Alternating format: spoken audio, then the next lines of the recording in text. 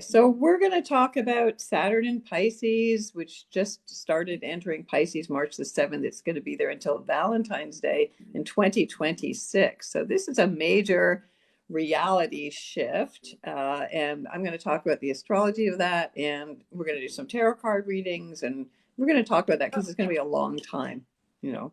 Good, yeah. So what's the overall vibe you're getting from it all? Let's can we look at the last card first? The last card first. You want me to really pick a card and do it like No, that? I mean like in terms of the energy. Oh, in Like terms of the what do energy. you, Okay. especially with an ending, just out of curiosity. I mean, Okay. if it Well, ends Pisces, on okay. Valentine's Day. Yes, it ends on Valentine's Day. And, Pisces is the last sign of the zodiac. So, when these, Saturn is considered to be what's called a personal planet, but it's also a generational planet. Saturn rules reality. So wherever Saturn is, that's the reality check. Now, Saturn, the planet of solidity, is moving into the most ephemeral spiritual sign there is. So my biggest take is that reality and spirituality, like physical reality and spiritual reality, will be felt as one. So these boundaries are going to dissolve. So for Saturn rules seniors, it rules respect. Saturn overall rules career. We're moving out of the last 5 years of Saturn ruling its own sign. So now we're in this watery, emotional, feminine, very yin, receptive. The 12th sign and the 12th house are the most hidden. So, like, we're all collectively moving into what's going on in the unconscious. So, dream work, Saturn is karma. So, this is really like karmically finishing what you started 28, 29 years ago, right? To get ready for a new cycle when Saturn and Neptune, the planet that rules Pisces, both enter Aries. This is a big new deal. There's going to be a whole new spiritual movement that comes in 2026, the same as it did 158 years ago when Madame Blavatsky and Theosophy started. That was the foundation of the Golden Dawn, which is the foundation of the Rider-Waite system. And so, yeah, that cycle is going to get completed in the next 3-4 years. And what was So going that's on a big just deal. before they started it? Before this was happening in that year, Ah, what was happening? well, Neptune, the ruler of Pisces, is the ruler of photography. So there was a whole explosion in being able to capture images. And Pisces is about images, right? Right. Photography. So, expanding people's vision of the world. The Mormons, I think, started in the 1850s. I think John Smith got his revelation around that time. So Mormonism was started around that time. I think also Baha'i religion. So there was like new forms of spirituality that were coming in, right? And also the What was gold happen rush. what was happening in the world at that time? Not just in Uh, terms of spirituality. What were the people doing? oh, in the world. What was Uh, yeah, was there money making? Was there sad, like what was well, going on? it was the beginning of the gold rush. So like Pisces rules dreams and ephemera, and it rules debt actually. So people rushing to California, going into this unknown territory. I mean, it was also the Trail of Tears. Unfortunately, Mhm. happened after that. So it was really the white colonialists, the soldiers moving in to take over the West in America. That was like unknown territory, right? So Yeah. it was a big expansion in terms of Europe. I think trying to think what else was happening around that time. Oh yeah, the whole thing about Egypt. I think the whole fascination with Egyptology started really. And remember, everybody had mummies in their living room in Mhm. Egypt, and they were eating mummies, and like that was a whole thing. So that occultism, or that sense of the ancient Egyptian spirituality or otherworldliness, kind of came in at that time as well. So it was a So big. could we safely say it was sort of a revision or a revival of old ways, traditions? Absolutely. Yeah, So because could that Saturn be rules happening tradition. again? Old Yeah. traditions? I mean, we see some of that stuff happening with, rescinding of the abortion laws, for instance, and Right. this type of stuff. We're seeing that happen now. Is that kind of the same? Could that be Well, considered same kind of energy? That male yeah. chauvinist superiority, colonial thinking that they are all that in a handbag. Do you think that maybe that is what's going to stir up the energy to battle back? Yeah. Oh, yeah. I And we mean, can call it revolution, or we can call it a war, or we Okay. can call it, well, what we can call it is there is a standing up for our beliefs, and a change happens. Would you say that's going to happen? Oh, absolutely. I mean, Pisces is the age of Christianity, so Christ's symbol Right. is the fishes, right? So, I mean, no astrologers can kind of agree on when the age of Aquarius starts, but when Pluto is going to enter Aquarius this month as well. But I believe it's like a change in the structure of Christianity or even the end of organized religions because Saturn is organization. So turning in so everybody will have their own imminent connection with spirituality, which is the whole Right. point of the tarot. Right. So, the dissolving of those old structures and people really understanding what's going on in their own unconscious and also big karmic, the buck stops here. Everybody taking Right. responsibility for all the Yeah. trauma, and really doing their own inner work to heal their ancestors and really doing that ancestral work super important. So I feel like, it's for people like us who are elders, Saturn rules elders, people who've been doing serious spiritual work for a long time. I believe that, we will get respect for that. And a lot of this new, you know what I mean? Newbie people, they're going to have to wait, they're going to have to kind of learn to get more experience. I think that's Hmm. important too. Hmm.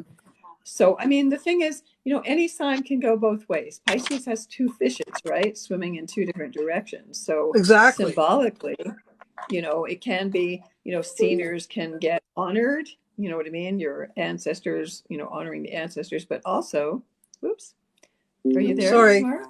I had to plug Okay. my iPhone in, and Oh, it just okay. does this little blip blip because I That's noticed okay. it's lower than I expected. I'm sorry. And hang on a Okay, minute. Just that's give me okay. one second. That's all right. There we go. Okay. Okay, we're back in business.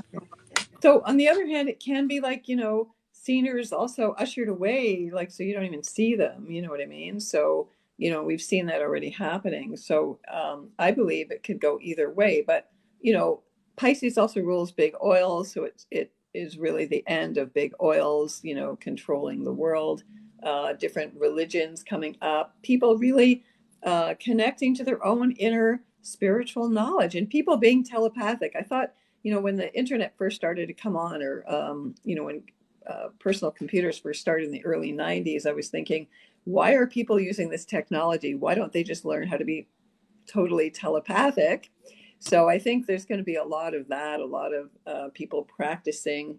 It's becoming more popular now, lucid dreaming and projecting yourself on the wall and all of that kind of thing against the technology. So a direct, real kind of spiritual connection, like call me up on the telepaphone. That was like my tagline. Like we did it this way, right? You thought of it, and I kind of got the message, and I said, "Hey, tomorrow, let's do this sometime soon." And you said, "Oh, great! I just woke up with that idea." And I went, "Yeah, I heard you." Isn't So, that fun? yeah, it's great. I love it. So there is no, no space, no time, no difference. So I think also people are going to really get a sense of how unbounded it is. And also Pisces rules addiction. So people are really going to have to take responsibility for their addictions of all kinds, whether it's shopaholic or pornography, or, you're addicted to doing a million workshops, or, whatever that is, alcoholism, and really taking stock of that, really being mature. That's Saturn. It's time to kind of grow up spiritually as well. So there's many. Pisces rules art, so kind of new art forms are going to be born, and old styles ending, and so it's just we're in a 2.5 year cycle of bringing things to a close. And so I think it's important, Pisces rules projections, and all Pisces, they need to learn boundaries. And that's what Saturn is going to make them learn. And that's good. That's healthy. Yeah. But it also affects each of us differently, eh? Each of our Well, of signs. course. Yes, It of course. totally affects us differently, and I think it also, and I mean, it affects all the parts of us. Right. So as a, let's say, a Leo, Scorpio, Virgo may be affected in this area, in this area, in this area, and some of that might be something I want. Mm-hmm. Mm-hmm. So, maybe I do want a few more boundaries over here, or Yeah. maybe I've been thinking about them. So it's not all Mhm. bad. No, no, it's not bad. It's Yeah. good. I mean, and it's also charity. So, Saturn can manifest more charity in the world, more compassion, more Oh, forgiveness, really? more sense. Oh, yeah, Really? absolutely. Yeah. Oh, So, that's I mean, something nice to Saturn, look forward to. yeah, Saturn restricts, but it also is the builder. Saturn is the architect. So if you're gonna have a baby, for example, the spirit, the soul enters into the physical body. That is Saturn. So Saturn, I believe, was the great mother, and of course, patriarchy made him into father time and the devil, and And I the just, Grim you Reaper and know all what? that. Like What's for real, that? Yeah. I just dropped the devil. Then I Well, threw it that's back in. Saturn. I know. Saturn is the devil. I know. Yeah. I know. Yeah, we had this little talk. I don't believe in there. See, he just showed. He was Oh, right there. right. Okay. I don't believe in Saturn. I mean, excuse me, Satan. I don't believe in Satan. Satan in Okay. the way that people have presented him. I don't.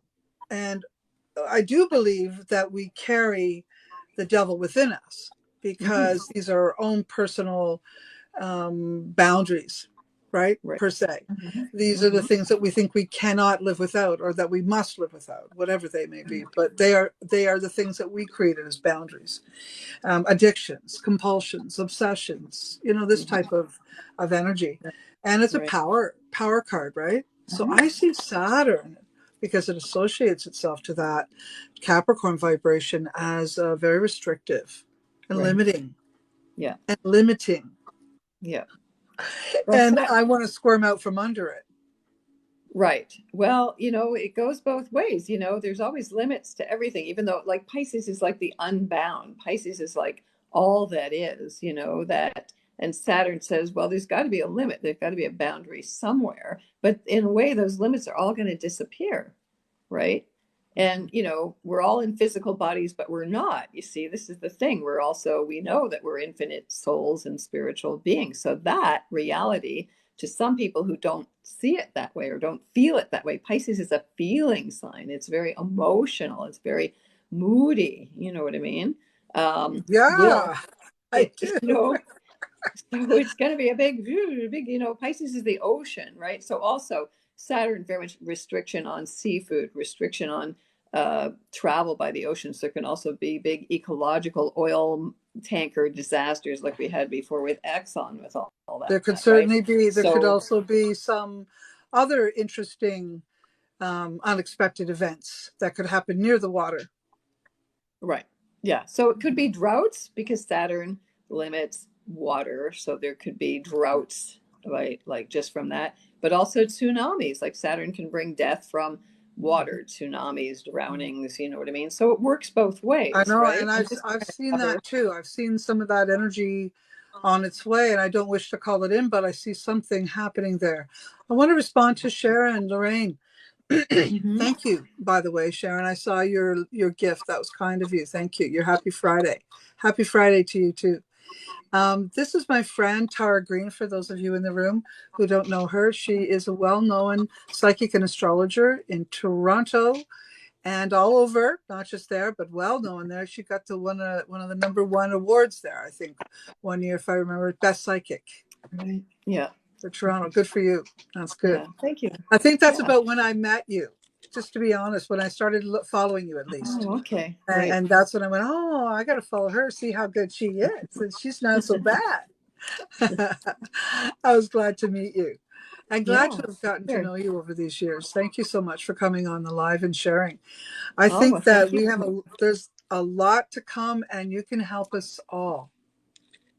For sure. Well, that's Pisces, so I'm dedicated to helping people, to be compassionate, to be understanding, to be empathic. That's all Pisces. So, I feel like Saturn is really going to help people to really be empathic, which is really needed now, considering, we've all been forced into this, oppositional phases. You're now going to realize, wait, I'm no different than you and this person and that person. So it can be incredibly beautiful. And my sense is like when I'm talking about it, I'm getting the buzz, like really heart opening, like really, whoa, this gushing of like feelings that have been held back and restricted can suddenly burst forth. You know what I mean? Like a big dam breaking, Well, which this is can be why I literal asked as you. well. And do you know what happened before in 150 years ago, before the gold rush?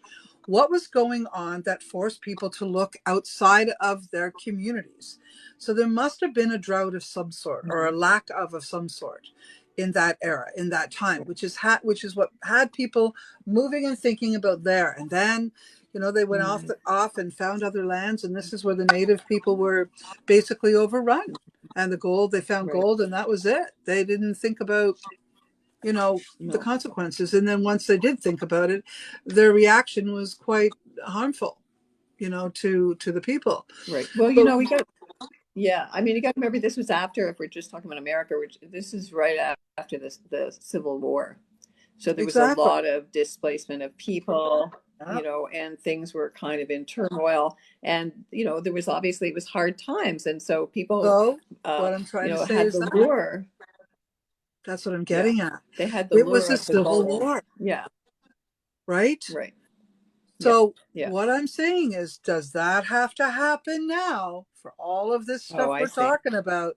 This is where I'm heading. And I have that Okay. vibe, that energy. I'm Okay. feeling stirrings. I'm Mm. not sure how much I can share about what I think and feel, but I think that energy is predominantly the undercurrent right now. Okay.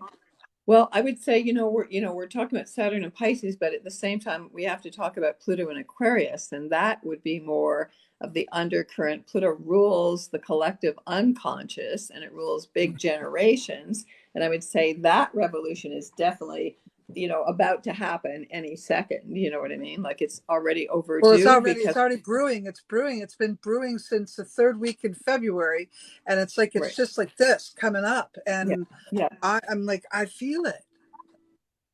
Yeah. And someone I know said to me something today. Why is the shaking in my legs? And I Mm, couldn't say. right. They Yeah. feel the Because they you feel the instability.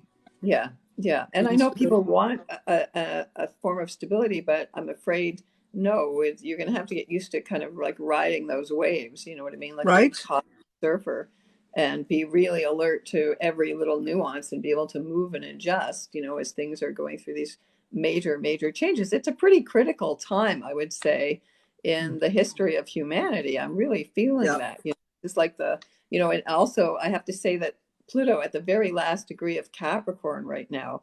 And Saturn rules Capricorn and Aquarius. So even though Saturn is moving out of being in its own signs traditionally for the last 5 years, Pluto's just ending for the next 21 years, Saturn ruled territory. So that's really interesting. Now, the last time, Pluto was in Aquarius, it was the beginning of the American and the French revolutions, right? So that's what that's ushering in. Astrology is all about studying long-term cycles, and they repeat on higher levels, but it's the same kind of patterns, Hmm. set in. Which is what I'm referring to. Which is why I asked about what you thought of this and what was happening. And that was a civil war. Hmm. So is and what's going to Hmm. stir us up to do it again? And it's already happening. Well, Look what's happening yeah, it's already around us. happening. It's happening. People Yeah, are near yeah, their wits' end. Something has to snap in yeah, some way, and that always right, pushes change. An right, opportunity to make things better, which is what I think that spiritual thing you're talking about is definitely energetically going to happen, because it's going to, yeah, even if you think about what happened when COVID hit, a lot of people turned to their spiritual beliefs, yeah, only to find out then what happened with, all the children being found in the residential mhm, yards, and then it finally becoming mhm, really well known, as opposed to just the native people trying to say it. Nobody's listening.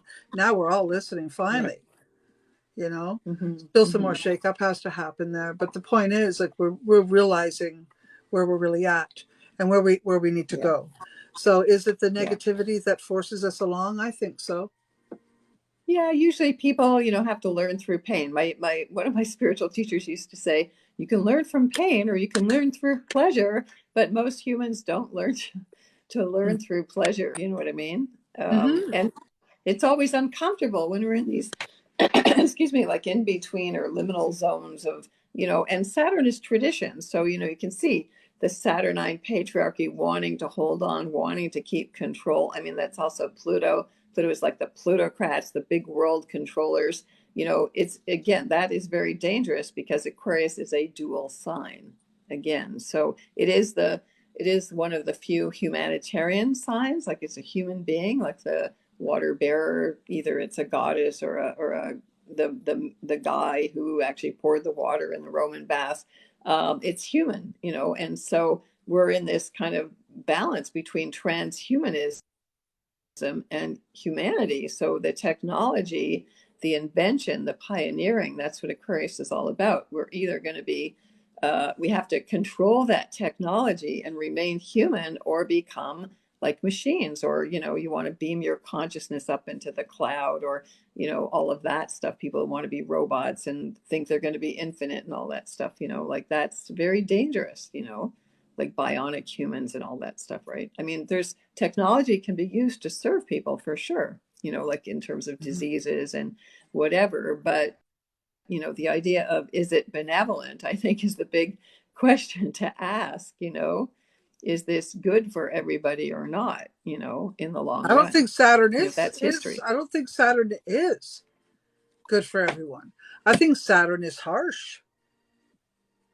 Oh, Saturn is hard. Harsh. Saturn is the taskmaster, father time. It can. So either then, as people get more spiritual, are they going to put limits on it? Are they going to say, no, you can't practice this, or we're going to take away all your herbal medicine or alternative remedies or crystals or whatever it is? You want books, Saturn is books. Are they going to ban all those spiritual books so you won't be able to get that historical knowledge anymore?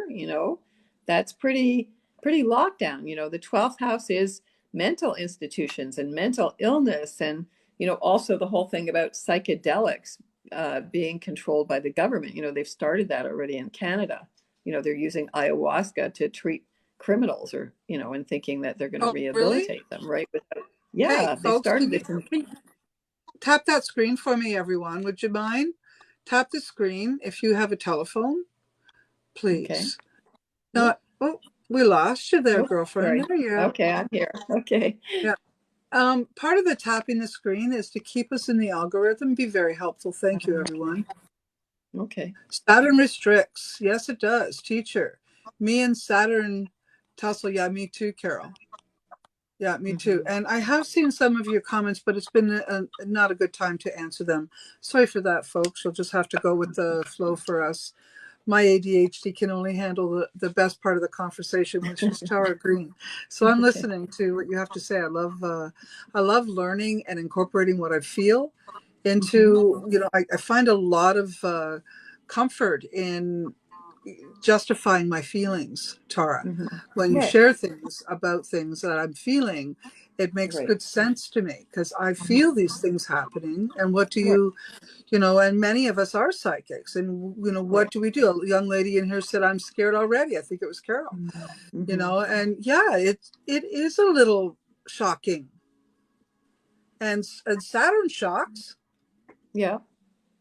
Yeah. I mean, Wow. Saturn is the patriarchy, Yeah. and it's fathers and fatherhood. So, I mean, in another way of interpreting the same thing, because it can be, just like a tarot card, it can be restrictions on fathering, like literally the sperm levels have been going down in the world. And do you know what I mean? Like that kind of energy, or jailing. Saturn is jails. Pisces is jails, jailing those old guys. That's the other thing, for betraying people's trust, for being soulless, or what I mean. It can go a number of ways, right? Also, Saturn in Pisces is very creative for a lot of people. Pisces rules actors and musicians. I believe that sound healing and alternative healing is going to become really big. Now they may want to restrict that or try to restrict it, There's a but lot. There's a lot of illusion and I don't think delusion. they really can.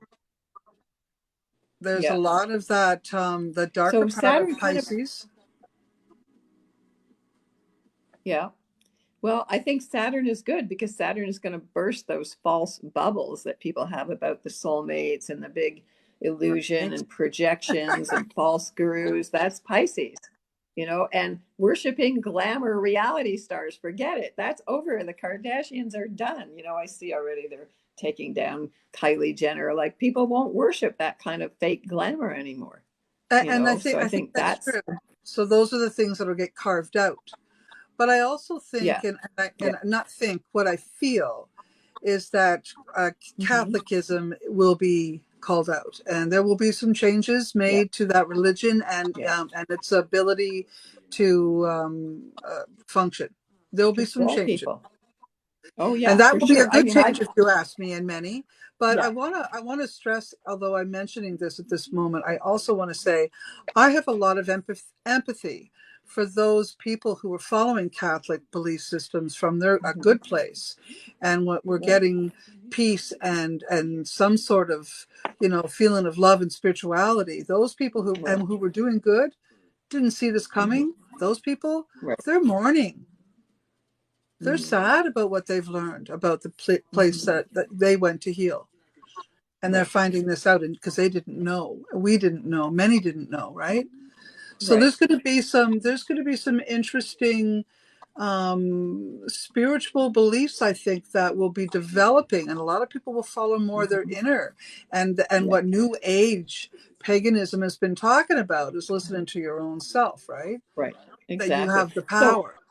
right. So it's very interesting that you're mentioning this, because when I was in Mexico just now, I was in San Miguel de Allende, and there was a huge indigenous celebration that went on like a week ago, and there was hundreds of these. Oh my God, they had the most beautiful costumes and the maca feathers. It was very like Aztec. They're called concho dancers and drummers. It was very pagan, but they celebrated this miracle that they accepted Jesus as part of their gods. Now, it was still very pagan. They still did the dance with Mhm. the bull, and there was the fool. It was real interesting. They were acting out all the different characters in the tarot. There was the fool and the empress and the Oh, devil, and it was oh, fabulous. I'll put up some of those videos because it was amazing. And I had a friend of mine who's actually an indigenous Hispanic tarot reader who I met there, and he's bringing the indigenous Mexican and South American into the tarot, which is really interesting to me. love it. But, they believe, they still have their own innate paganism. It's in there. And, they believe in Christ or Mary or, the Virgin of Guadalupe. I went to her shrine as well, which was really beautiful in Mexico City. So, that's still the goddess in essence. But I think what people are going to realize is they're going to have to, you can keep the beautiful teachings of Christianity and Jesus, which is all about love and compassion. That's Pisces. That's what Christianity is. So the essence of it is what people are going to live. They won't This is need, another way to see Jesus. You can yeah, see Jesus looking like this too. as the magician, for sure. Yeah, Yeah, yeah. And the absolutely. fool. And the fool. Yeah. And you can see his wife, Mary Magdalene. Yep. Yes. And you can see him as the hangman, There you right? go. As the hangman, Exactly. right? Yeah. So, it's all there. So I just think people will learn not to give their authority out to outside structures. I think Hmm. that might be a little hard for people. It is a kind of maturing.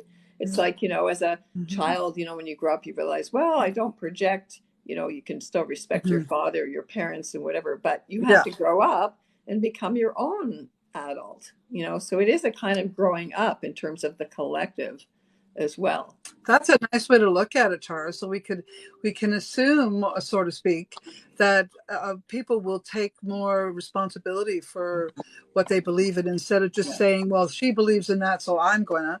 Right. They're gonna question really and follow Yeah. really what it is they truly believe. Right. And do you think that we'll have a lot more? Because I worry about this one. Sorry, I don't mean to be a worry wart, but when Saturn worries me a little bit.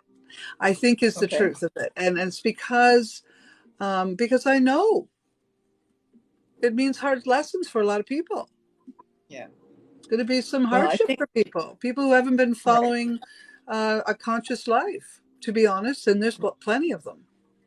Yeah. So that means a lot of Yeah. people are going to be hurting and feeling pretty awkward getting into these new tight pants. Well, I think also the thing is Pisces is denial.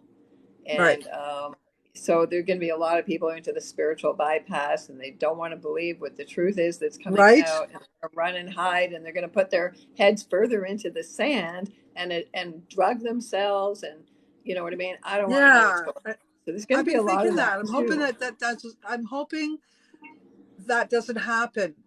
But I Hmm. think it will in certain areas.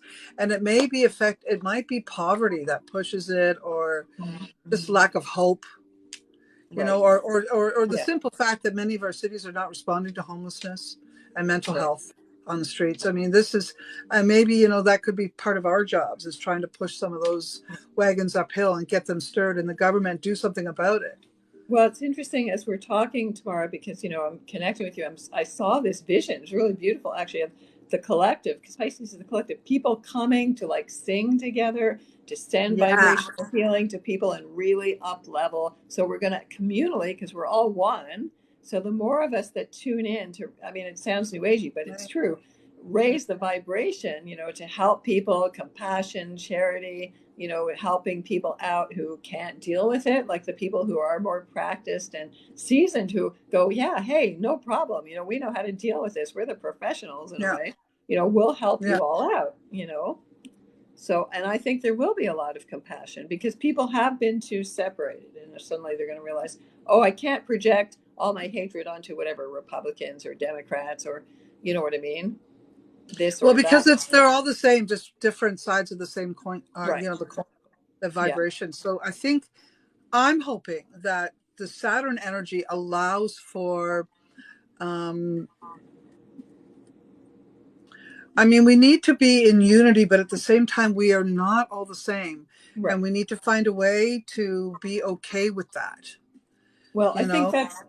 I think that's where Pluto and Aquarius comes in because Aquarius is about being your own unique person and marching to your own drummer and finding that sense of who you are, and that everyone in the collective also has the right to do that, and no one has authority Yes. or power over Right. anyone else. So I Right. think so to me, this is like really beautiful, like what's starting now this month, really ushering a whole, Pluto's going to be in Aquarius till 2044. Like the world's going to be a different place in 2044. That's a whole generation, 20, 21 years, right? So imagine the kids that are being born right now, because every generation is born wired into that new future, right? Right. Hmm. Just like the kids who were born, in the mid 90s are totally wired to the internet. Their brains are set to work in this really fast, processing all kinds of things really fast. So I think, when you think about these two planets and how major they are, and it is a big generational change, I mean, yeah, I feel like it will be a big revolution. It has to be the people's revolution. It's really critical, you know. And so, what would you say we will revolt against in general? What would you name it? What three words would come to your mind? Well, the plutocrats, Right? yeah, the plutocrats, uh, you know, um, wealth, a big change in the wealth. Pluto rules the soul. So, what really matters is soul wealth, not material wealth. And Saturn rules the material world. That's where he's the devil, and that's where you get caught selling your soul to the devil. I mean, it's a metaphor, you know what I mean? Yeah, for sure. you know Yeah. so I would say that, and also that sense of people discovering their own uniqueness, like you're an individual, you have the right to think the way you want, and we accept that, and everybody's got their own uniqueness. I think that's something, rather than this industrial revolution education that's been going on since the late 1800s. That's when that public school kind of system came in to educate people to work in factories. Like that's going to be changed. So I think everybody's going to define themselves in a way, but with the collective, like it, it's kind of hive mind, but in a positive way. Do you know what I mean? I Like everybody do. will feel they're I part think of something it's bigger. sort of be like maybe trying out respect for a change and giving it to everybody. And everybody gets a piece Hmm. of respect. It's a pie piece everybody gets. So we allow Right. ourselves to be, acknowledging them many different ways. And as long as they do not affect us in any kind of, harmful way, then we allow it. If it Right. harms us in Right. some way, though, I could see Saturn energy coming in and drawing hard lines. Yeah. Yeah. And Aquarius is a fixed, what they call a fixed sign, and it's an air Yeah, sign. So you can remember it's detached, yeah, right? So there is that kind of technology, detachment, discernment. It's kind of like what, Buddhism teaches. It's not like emotions are bad. It's just that the emotions can control you.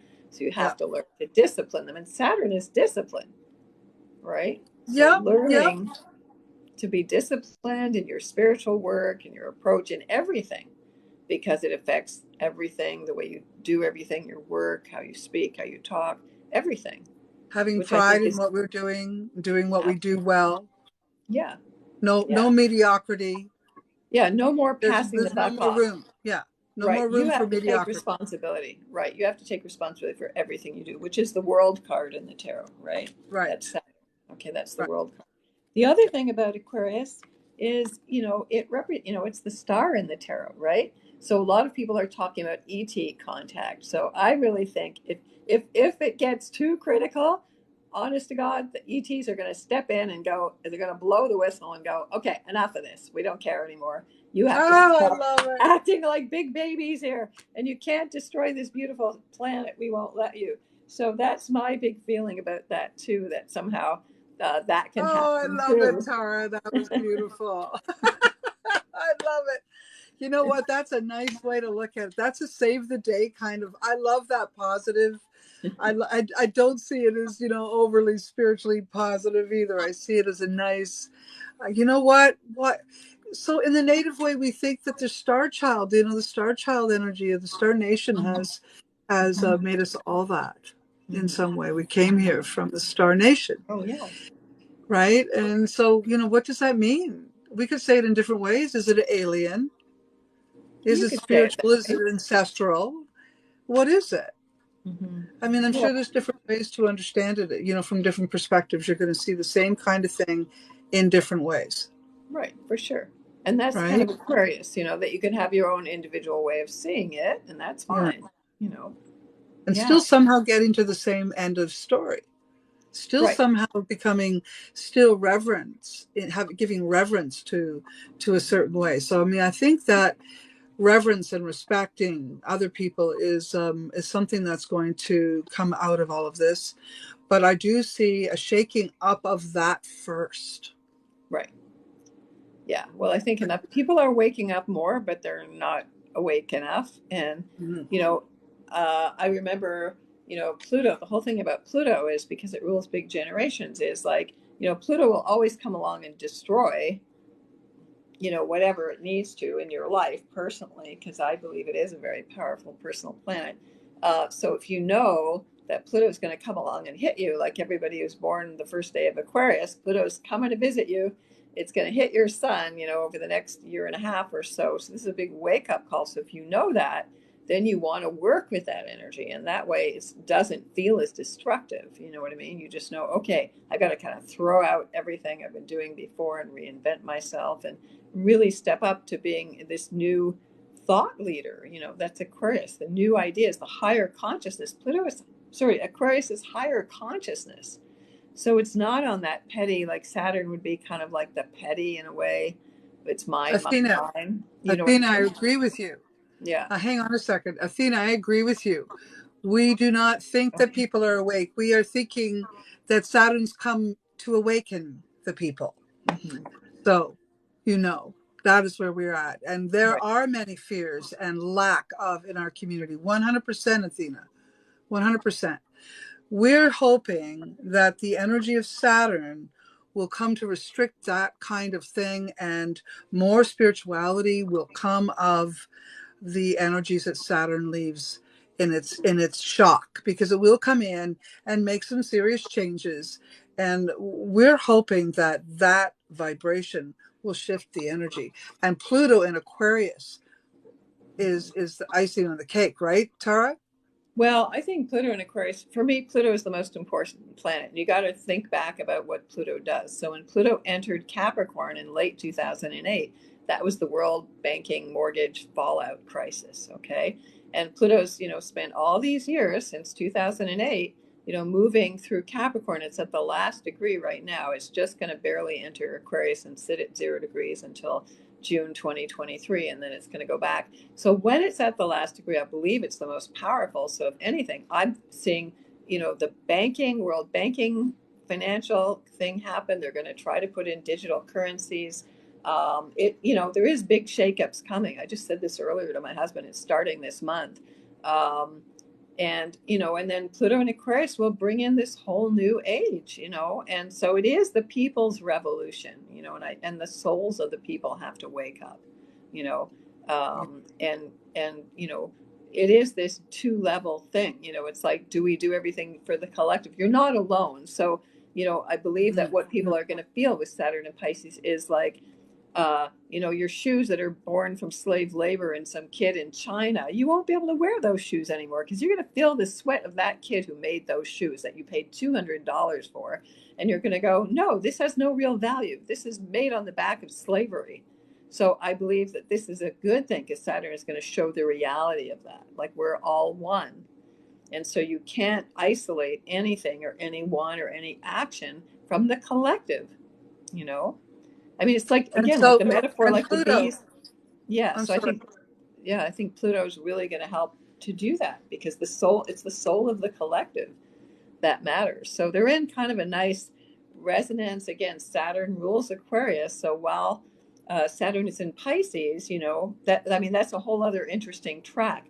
While Saturn is in Pisces, it's really ushering in this new spiritual age for the next 2.5 years. And then Saturn and Neptune are going to enter Aries. That's super important and usher in a new spiritual age.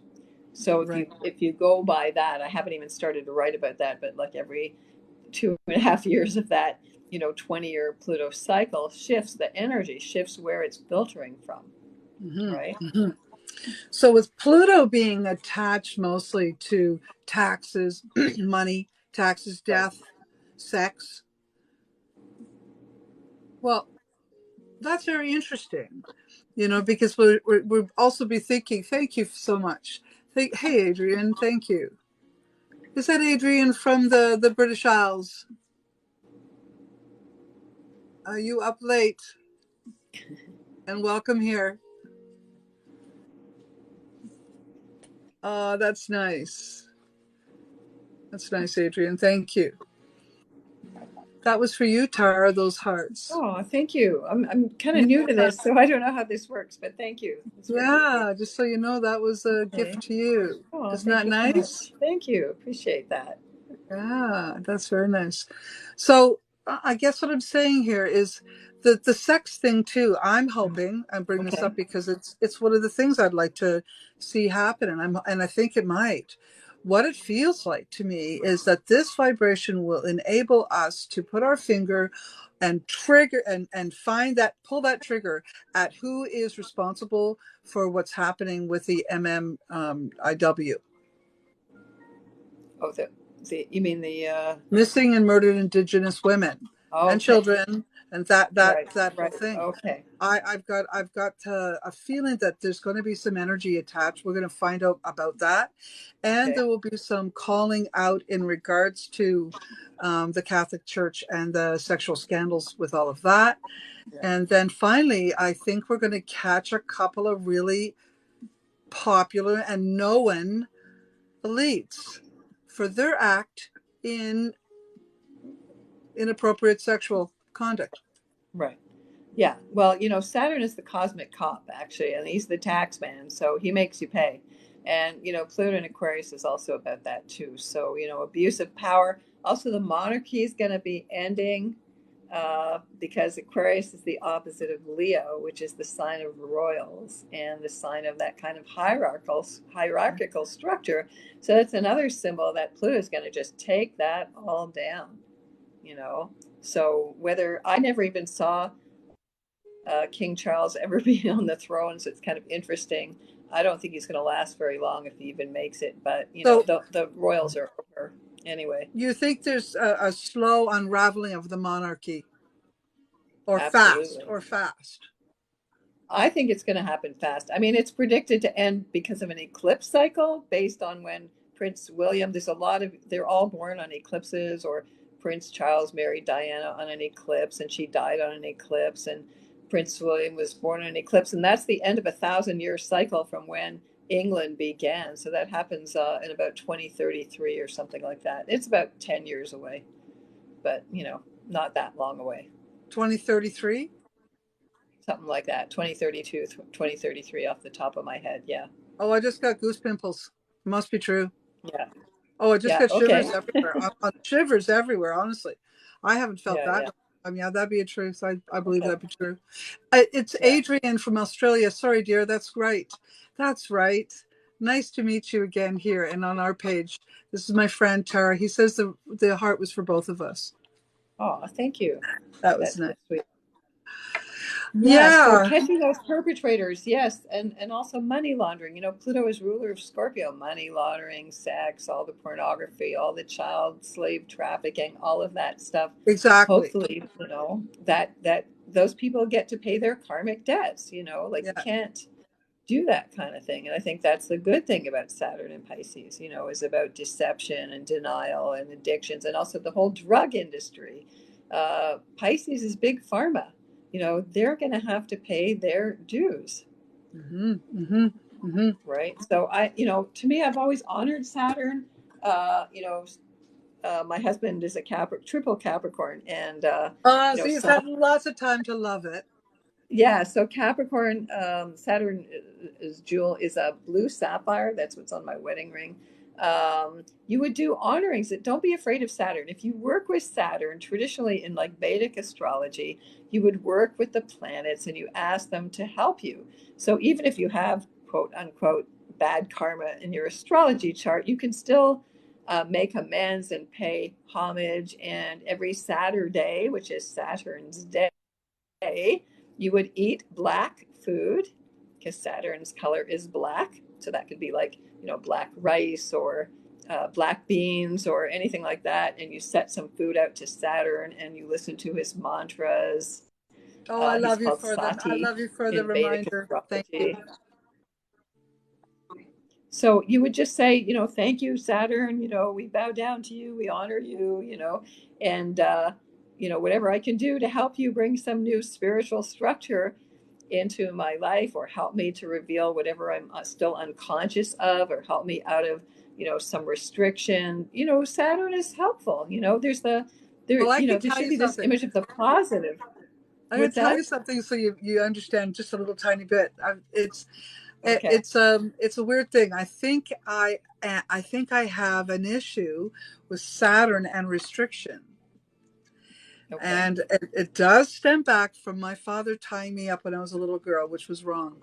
Uh, right. And Okay. I know I have some issues with claustrophobia, some issues with being contained.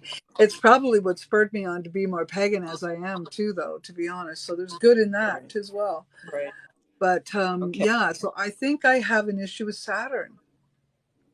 Well, that makes sense. And I think, I believe tomorrow that there was like millions of women and mainly women and children and men that were burned and tortured at the stake. And we've all come back now to kind of reclaim our power. And so I think also Saturn and Pisces is going to be about doing a lot of past life clearing. So Yeah. we're not limited by what happened to us in the past in the present. And that's going to be really super important for everybody to do that work. Mm. So you want to be fully Yeah. present in the now. Well, that's a good. I'm glad I brought it up. I mean, I don't Yeah. usually bring up my stuff like that, Yeah. but it felt like the right time, and it looks like Hmm. Carol's on the same page as me. Yeah, maybe it's our turn to, really Yeah. find a way to let that go or find a way to Yeah. come to terms with it. You know, yeah, that might be what is coming from. Maybe the Saturn situation will help us, with Yeah. Saturn I and mean, Pisces.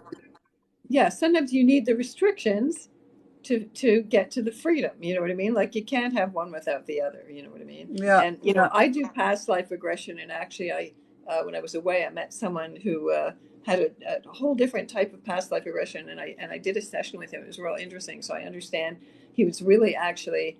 And I'm going to incorporate this because I thought it was a really good thing, like really rewriting that past, like you would do with dream work, which is also something that people are going to be doing seriously, is dream healing. So the ancient Right. Healing in dream temples, which is Chiron, is also going to come back. And so in the ancient times, if you were ill, you would go to these dream temples, and there are still ruins of them all over Greece.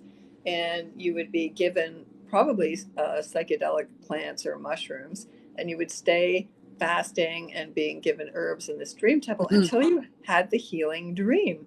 And then that was it. You went out and you were Hmm. fine. And that's how they healed people. So it was very shamanic, very plant, very earth based.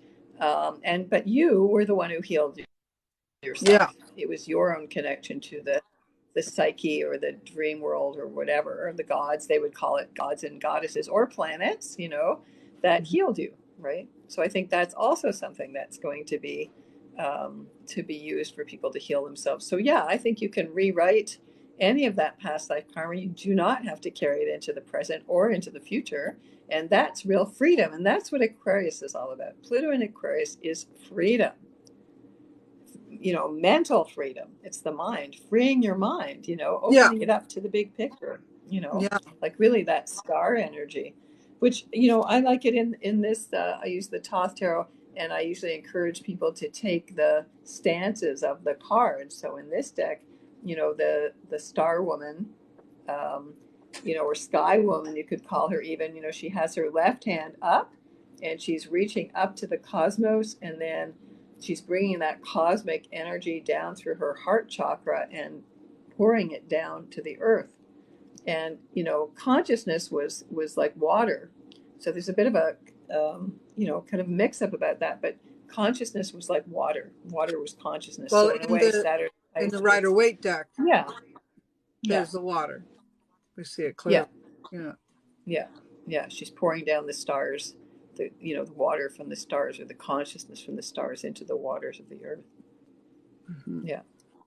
And So hoping that spreads out to humanity, hmm, right? right, So, yeah. and with all of the energy you were speaking of about the water vibration as well, you were saying, with that Saturn Mm. energy and water. Isn't Saturn more of an earthy energy? And when we put it with the water, we can sometimes get mud. Yes, that's true. I mean, again, because Saturn rules Capricorn and Aquarius, it rules the traditional rulerships of planets was way more balanced because they each had a masculine and feminine, or outer and inner sign. So in a way, Saturn can be both earth and air. So of the physical and of the mental, it's Mhm. just filtering through Pisces right now. Yeah, But so there when we can be mix that real. air, when we mix that vibration in with water, I almost see like a chainsaw going into water. I see the water Mhm. going everywhere, and Yeah, healing coming from all kinds of directions and not seeing it even, and being blinded by the emotion, by the water, by the vibrations, being having a kind of right. I see Oh, this. I interesting. mean, I don't know how else to describe it, but I saw like a Hmm. chainsaw in water. Hmm, that's interesting. Well, definitely the chainsaw in water is kind of like a tsunami actually image to me. You know what I mean? I Or know. or actually like a dividing of the sea. It reminds me of Moses, kind of like splitting of Mhm. the Red Sea or something. Um, yeah, because there is going to be restrictions on water for sure. There will be Yeah. water rationing. Big corporations trying to, if they don't already control the water supply, because it's basically all civilizations end that can't manage water. Water is the primal thing. Well, So I really, see a lot of energy of water moving and mhm, dividing and splattering, mhm, and I know mhm, water is going to be a big thing, huge thing, and I see it, mhm. but I don't Yeah, see it all in a gentle way, which is where the chainsaw right. energy is coming from. There's Mhm, some harsh vibrations in there that I see, that I feel, that mhm, I've dreamt. I'm not exactly sure how they all pan out in real life, but I see it. right. Well, You yeah, know. for sure. I mean, and I think Aquarius is kind of a migratory sign, so I think that people will be traveling more, and definitely like when you were living as nomads, you follow where Hmm. the water is, like the Anasazi, beautiful in Chaco Canyon there. Their civilization ended. They had a big drought, and that was it. And they had to move on, and it happened to many civilizations, right? So it's kind of a critical thing right now to be somewhere where you have access to fresh water. isn't it? you know. Yeah, Yeah, for sure. sure. Yeah, we have a Yeah. well. Well, that's good. We have our own well. Yeah. It seems I've had my own well wherever I've lived for the last 25 years anyway, something like that. Yeah. Well, that, yeah, yeah. Yeah. So listen, why don't we? I think we've talked about all kinds of fun things here that people Okay. have sort of felt it out. And yeah, there's going to be Okay. unpredictable stuff. I'm sure we said some little gems along the way. How about we look at our tarot cards, and in light of the Okay. Saturn Pisces, Pluto Aquarius vibration. And when is Pluto Aquarius coming Okay. in? It starts March 23rd. Thank you. Like this month is a huge month, so Right, big shifts. right. So we know lots of changes coming. Some things will be ready for, other things will be shocks. Let's see Yeah. how each of the signs fare well. Now, when we speak of the signs, we're speaking of anyone who has large influences such as sun, moon, ascendant, and any other playful Yeah. planet, Right. right? Okay. Okay, Yeah. so we're going to say Aries. How will they fare over the Okay. next, what are we going to say for March? Let's just say for March. Okay. So for March, okay. So Saturn is in their 12th house. If you use what's called a natural house system, or if you use Saturn as your rising sign, then Pisces is in the 12th house. So big stirrings in the unconscious for Aries. They're going to be forced to slow down and really begin to integrate their emotional bodies. Aries, especially Jupiter is in Aries right now. So, Aries are really amped up. It's a good year for Aries up until May the 16th, when Jupiter enters Taurus. But so part of it is going to be a lot of emotional addictions maybe coming up, or even health issues coming up. They're going to be forced to slow down or just kind of overwhelmed with emotions, right? So, I would say that Aries needs to kind of stop and kind of catch up. I feel like their emotional body and their energy body are in two different places. I think you're right. I think this March is going to be almost like a tuning in, tuning up Mm-hmm. the month. Getting things where you want them, dealing with any kind of leadership issues, father issues, Mm-hmm. any kind of abuse type of energy that has been bestowed upon you, whether you've been watching it, experiencing, or remembering it. I think these things are going to come to the surface in March, and you're going to be dealing with them. And I guess that's the Saturn vibration, eh? That father stuff coming up to the surface. Yeah. Because I have these two cards that indicate to me exactly what I just described. I Right. also have the Aries woman not feeling completely where she wants to be. She's in reverse. Mhm. So, Okay. that would be, some the black cat's top, some stuff in the past, some things that are stopping you from flowing where you want to flow. Yeah, some stuff like that will be addressed. And the Okay. world card nicely. Hmm. Saturn. That's It's Saturn. So facing that's Saturn. like, yeah, that's like, having to pay your karmic dues. Also, nightmares. Aries, really watch for nightmares, headaches, things like that, because Aries rules the head. So all of this unconscious stuff coming up, you won't be able to avoid it. You might want to, but I would caution you not to. Okay. So I want to pull a card too tomorrow, just to see if what we're tuning into here. So I'm using mainly the 22 major arcana. Yeah, I get the card of the moon here. So that's Pisces, right? So there you go. So it is going to be a test of faith for Aries. So if you feel like you're kind of totally losing it, you have to believe that there's light at the end of the tunnel, and believe in really a spiritual help. Yeah. And I'll finalize it with this lovely card that Okay. came up. I did a 3 card split. This was the third one. And this is Right. all about finding balance and Right. getting it together. You're gonna make the end of March a good one. You'll have found your way. So March is a tuning up month, I'd Mhm. say, eh? Yeah. Yeah. Yeah, Yeah. yeah. I mean, But they're things gonna are shifting big time. So, you have to get ready for that. If suddenly things don't seem real, or things that you never thought you would feel or sense come up. It's like, yeah, that's real, you know? Yeah, I got the Queen of Swords in there too, So Yeah. man or woman, you'll be a little more feisty with your words, Mm. and because it was in Yeah, Aries reverse. don't need that. Yeah. They're feisty enough as it Yeah, is. I know. So, but it does look like if there's any issues that have been Right. lingering, you're going to find the Right. time and the words to say it as you have been feeling it. So Yeah. there might be some harsh moments in that, but I'm sure they've been well deserved by whoever Yeah. has to listen. I think it's also about confronting the sins of the father. Hmm. So if you have Absolutely. addictions in your family or your own Mhm. addictions, really important that you stop, go to rehab. There's going to be a Yeah. lot of rehab, going on. Yep. Yeah. Yeah, Yeah.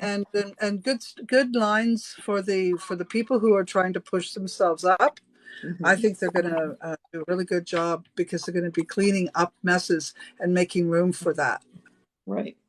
Right? That's It's true. a good thing. Yeah, and being more compassionate. So I think for Aries, it's like, it's not just all about me. Aries is like the first sign of the zodiac. It tends to be just about me. It's like, oh wow, there's all these other people in the world suddenly feeling compassionate, and that you can use your energy and your drive and your entrepreneurship to help other people. Hmm. Hmm. So yeah, Yeah. Yeah, I think Aries is they're gonna clean up the month though. They'll make it nice by the end. yeah. Okay, that's good. Yeah. Okay, so should we go on to Taurus? Taurus? Yeah. Okay. So Taurus. So Saturn is in your 11th house, which is traditionally, Aquarius is traditionally the house of wishes, hopes, and dreams, which is really nice. So kind of a revolution for you, but it can be quite chaotic. But Taurus has been going through major changes anyway, since the planet Uranus, which is the planet that rules Aquarius in modern astrology, has been in Taurus already since 2018. It'll be there until 2025, 26. So, you have to kind of reinvent yourself, Taurus. Now, Taurus rules tools and resources. So you can somehow magically, I would say, manifest whatever you want. There's like, so be careful what you wish for. That's Pisces as well. Be careful what you wish for because, Taurus is about manifesting physical things. So it's like, wow, you can literally pull things out of the air. That might be a bit of a shock. But it could be quite useful. But you need to learn to really focus your energy and your power on that. And I mean, Saturn can also restrict yourself from getting certain things, but I think it opens the door to other things. You know what I mean? I do. I do. Now I have to ask a question first. Yeah. Do you think we should probably talk about April as well? Yeah, why not? I mean, we're I already, think you're right. I just got that feeling. yeah. So we'll go back to Aries in a minute when we're Okay. finished. Okay. Okay, because All right. I just got the feeling that we should be. Okay. Yeah. All right. So when I look at the cards here, I see some difficult decisions will have to be made, and you won't want to make them. And you will sit with them. You will sit with them for a while, and you'll look them over, and you will recognize where you are stuck. You will recognize where you have given your power away. Mm, You're going to know. You're going to figure it out, and you may not necessarily know how to get out from under it, but you're thinking about it and you're sorting through it, and you're recognizing where you're your own worst enemy. You're mm, recognizing your addictions, your own perceptions, restrictions, limitations. And what I see is this is what Taurus has been living for a while. mhm, And I got it's almost like what I think they want to just get out of Dodge. They want to break free, mhm, but they feel like they can't yet. So there's this desire to skip forward and get out of Dodge, so to speak, but they can't. So it's almost like they can't. It's like a planet when it goes from direct to mhm, retrograde, and then it mhm. stations, and there's no movement. Right, right, But there's lots here. right. I mean, just like any planet, when it's thinking about going another direction, there's lots going on here. We Mhm. can't see it. We don't know it. Right, And this is the energy. It's like almost like deer in the headlights, right. stuck Yeah, with the energy. I yeah. got the devil card. I got the Got the devil card. devil. Ah, okay. I And mean, I I got think. both of these in uh, reverse. Okay. Right.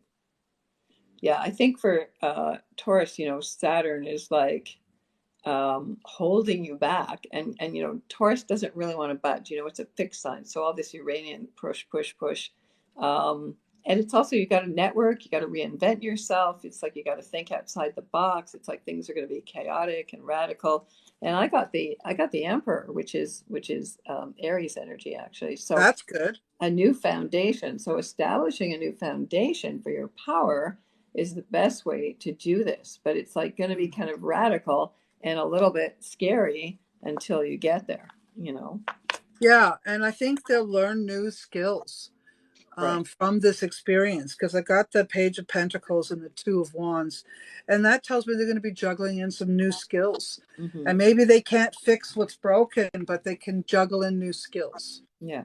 Also for Taurus, Jupiter is going to enter your sign May 16th for the rest of the year. So then it's going to be your best year in 12. So this is, I think, the hard part right now. Right on. Just kind of do your work, put your nose to the grindstone until May 16th. You'll start to get the rewards. It's only, 2 months from now, really. Really, Yeah. exactly. Yeah. So yeah, so kind of just keep your head in the clouds, even if you have to just float along Hmm. for a little bit, right? Play it Hmm. out, because it does look like it does.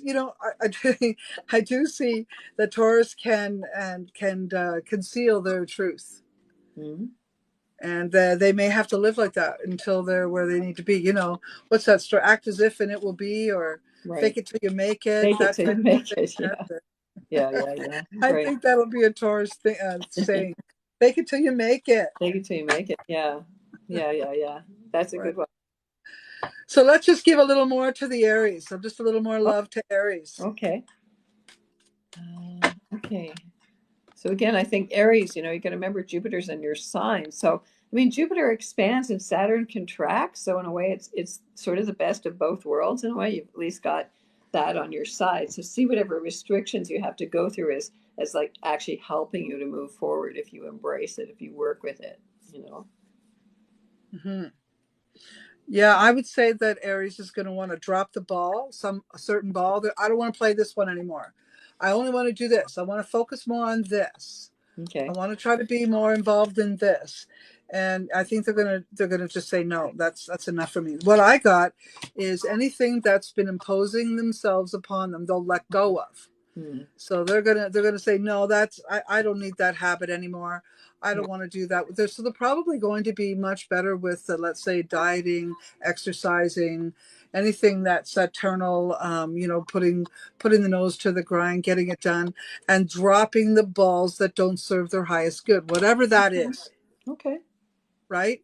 That's good. Whatever that is, I see them. I see them saying, that's not in balance with where I'm at.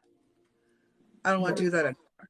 Right. So I think they'll probably speak up, which is the whole point, and that's what we were talking about already with them.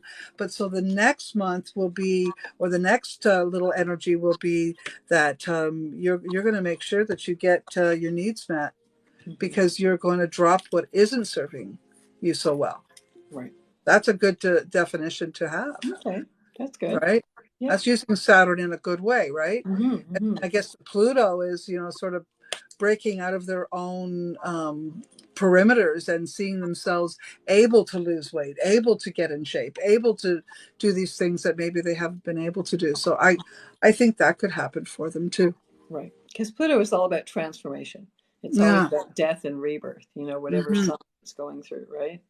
Hmm. So I have a lot of faith in them being able to right a wrong. Okay. Yeah. That's good. Aries is always up for the challenge. You know that, right? True fact. All right. So let's do Okay, let's Gemini. do Gemini. Okay, so for Gemini, Saturn's in your 10th house, which is traditionally the house of career.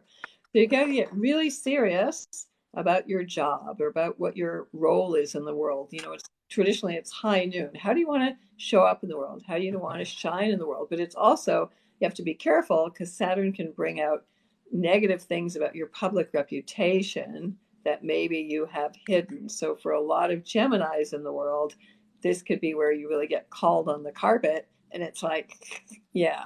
So Poor it can work. Gemini. It Poor can work both Gemini. ways. What? Take it back, Tara. Take it back. Well, um, Yeah, so it can work both ways. If you're ready to get mature, Geminis, finally at some point in your life and grow up, then yeah, then put all your eggs in that career basket and, or work with a mentor, get someone who's older, a senior. It can be big responsibilities. You can get raises, you can get promotions. If you've been working hard, you're going to get that recognition, or at least set that intention now. Like, okay, if I work hard over the next short-term goals, Geminis can deal with that. We're going to work hard for the next 2.5 years. I'm going to get to this place, and dream it and believe it, and don't stop believing. That's Saturn in Pisces, right? Ha! Poor Gemini. Okay, Okay, first hang of on. all, My son is a quadruple Gemini, so oh no. you know Okay, so I'm not going to say anything until everybody that's taps that okay. screen. That's Tap the okay. screen, folks. Tap the screen. Come on. Put some love in the room. Let everybody feel it. Tap Okay. that screen. Do I have Oh to do yeah. it too? Do I do it too? Yeah. Okay. Yeah. See, you can do it Oh, too. okay. All See, right. you Here tap we go. the screen, send some love into the room. Okay. And if everybody else would do that, I would so be grateful. Thank you, Carol. Thank you. Thank you, Karen. Liking the live, sending the love. If you tap the screen, you send all the hearts into the energy fields. And I guess it throws us into the algorithm. And it Okay. just helps keep the liveliness going on. Okay. All right, so here we go. Gemini. What have I got for you? More of the same. Go figure. Oh no. Oh, Tara, I have seen this dude show up in all the first three Oh my signs. God. Okay. Again. The He devil. just showed That's like I'm Saturn. shuffling the cards for That's goodness sakes. Saturn. Yeah. I'm even smudging them. So like this, Yeah. you can't make this shit up. No, no, I know. I'm not even kidding. Okay, so what I got here is also the Chariot card in reverse. It Okay. tells me that things aren't actually going to go the way you want. Not yet. There's still a greasing of the wheels. You're still going to have to struggle a little bit. Okay, you're still going to have to push that burden off your shoulder. You're still going to have some work to do there. But I can tell you that you will learn from these overwhelming experiences, and you will never again allow into your field whatever caused this to happen in the first place. It won't happen again. You're Okay. learning like you haven't learned before. And the bottom line is somehow you open the door to the devil kind of energy. What is that about? Different stories. It depends on other parts of your sign. But I can say that you're facing that devil and you're shaking it off your back. So you got this. It's going to be tough, but it looks like the 11th hour. Mm-hmm. So to me, that means that you've been struggling all along for a while and you kind of come to the end. And with the devil card in reverse, it's you shaking it off, Mm-hmm. right? And yes, it will be moments of being overwhelmed, but you're going to learn and you're going to tune in. And some of you are going to get into some sort of educational facility, maybe doing some learning, relearning, upgrading, that kind of a thing. And it could be just a combination of cleaning up an old life, trying to create a new life, pulling in this new education, and just all of it together might just be a little more than you bargained for. Mm-hmm. But stick it out. Okay.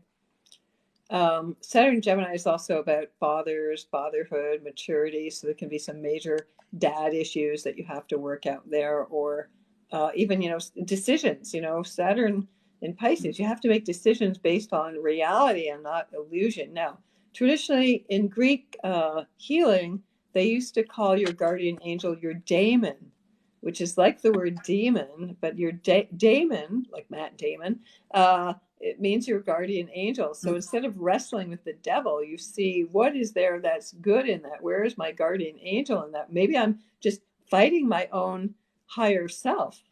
You know what I mean? Because I can't Right? make a decision, right? And so Saturn will kind of go, you have to make that decision. Yeah. So you're going to do that by saying, I'm putting effort into a situation this person is not. Okay. Mm-hmm. Acknowledgement. Mm-hmm. There seems to be no hope in fixing a situation because there's no energy coming back. And you're going to see that. And I think you're just going to say that, okay, say la vie Mm-hmm. and move along. And I think that's going to be really important. And things that do not offer you hope and opportunity, you're going to let go. Right. You're going to let go of, and that'll be the releasing of a burden, moving forward. And again, I got you know, just pay attention to what other people are putting into relationships with you. If they lack the effort, acknowledge it. It's Mhm. important. And match the effort. Hmm. Okay, so I pulled the number seven, the chariot here. So this is about emotionally being in the driver's seat. So even though things might be quite turbulent, you know, that Saturn and Pisces, you steer your own ship, you know. So you are really in command here. And also 2023 is the number seven. So this is very much about you being in sync with the overall energy of this year. And it's like sink or swim, you know what I mean? So definitely it's about home and family and nurturing the people you love and nurturing yourself more, being kinder to yourself and also being able to receive. You know, this is Cancer energy, the number seven. So it's about, you know, Cancers tend to nurture everybody else, but sometimes have a problem receiving themselves. I think that's true, eh? Hmm. I really see that in Cancer people. Hmm. I Yeah, really, I do. yeah. Yeah, I would And, agree. So I would say that, you know, again, we're gonna close in on that chariot because we started with it in reverse and you okay. ended with it in an upright position, which feels really good to me. Hmm. So to me, I'm thinking that, you know, the next couple of months are going to be you righting all the wrongs and getting back on track, and you'll Hmm. make it. You'll make it there. Hmm. But it's kind of like, again, an 11th hour vibration, very Hmm. much so. And I think that's just in general where we're all heading at. All of us are probably at that door Yeah. where we're going to have to make some, you know, cleanups, clean up the old and get right for the new. It's kind of like a spring cleaning, Hmm. isn't it? Yeah. Well, spring's not that far off now, Yeah. so, you know, that's a good Yeah. thing. Yeah. Yeah, I think it's a spring cleaning for sure, making way for the new year. Yeah, I like that. Yeah. I want to smudge my cards again. Okay. We can get started with Cancer, eh? Okay. Yeah. All Cancer. right. So Cancer. So Saturn is in your ninth house, which is traditionally the house of higher learning, of travel, of philosophy, of belief systems, of justice. So there may be some legal issues that Cancers are going to get involved with. Also adventure. So Cancers, you may want to leave your home, which I know you don't usually ever want to leave, and to travel or to find your dream home, to be on the road and sort of an adventurous spirit, like is kind of calling you to explore the world. And so I think that's important. So if you have like, you know, sometimes cancers at the extreme can become like agoraphobic, like they're terrified to go out. So you may have to deal with some, again, Saturn and Pisces addictions issues, and work your way through that. It can be a very healing time, again, or your home can become like a sanctuary, you know, like for cancers anyway, your home, it's about everything, but your home needs to be turned into a spiritual sanctuary where you feel so safe and you really generate all this spiritual health and wellness and in every way, you know, cancer rules the stomach. So you could be changing your diet to feel like you're on a higher spiritual vibration. That's really true. You know, investigating all kinds of new religions and philosophies and trying everything on and comparing religions and, you know, learning on the internet, and could be also foster mothering. You know, cancers like to take care of children, or sponsoring a child somewhere else in the world to help them out, or advocating for children's rights, again, justice for, you know, indigenous women, all children, you know, all of that stuff. um, and so I think it's actually a really exciting time for cancers. You know, Saturn in Pisces is harmonious. It's all the water signs get, you know, Saturn can be Yeah. a beneficial thing, um, and also can bring children. So if you do want to have children, even though Saturn is traditionally what they call malefic, Saturn is also what brings things into physical manifestation. So, you know, if you've been dreaming about getting pregnant or metaphorically giving birth to anything in your life, a home maybe, or um, a new foundation for yourself, then Saturn can manifest that for you. Yeah. Yeah. I like that. I like that. And I think it's also going to be what, you know, what hasn't filled your soul passionately, what you haven't been genuinely, sacredly connected to. You're going to take a good look at those things and decide, make some good judgments around that, you know. So I got the Lover's card in reverse with the Judgment card right there. So I see you, you know, judging for yourself Hmm. what you need, what you don't need, what Hmm. works, what doesn't work, Right. and do you want to continue doing anything that isn't of your sacred heart? Right. those types of things, I think, is going to have you juggling. You're going to be thinking all of these types of things through. Mm-hmm. And, what balls do you not mind playing, Mm-hmm. playing ball with? I don't think you're going to work from a place of, I have to, I must. I think it's going to be a different energy. It's more like um, a desire to. I want to. It's, maybe like you said, this agoraphobic energy is inside the Cancer person.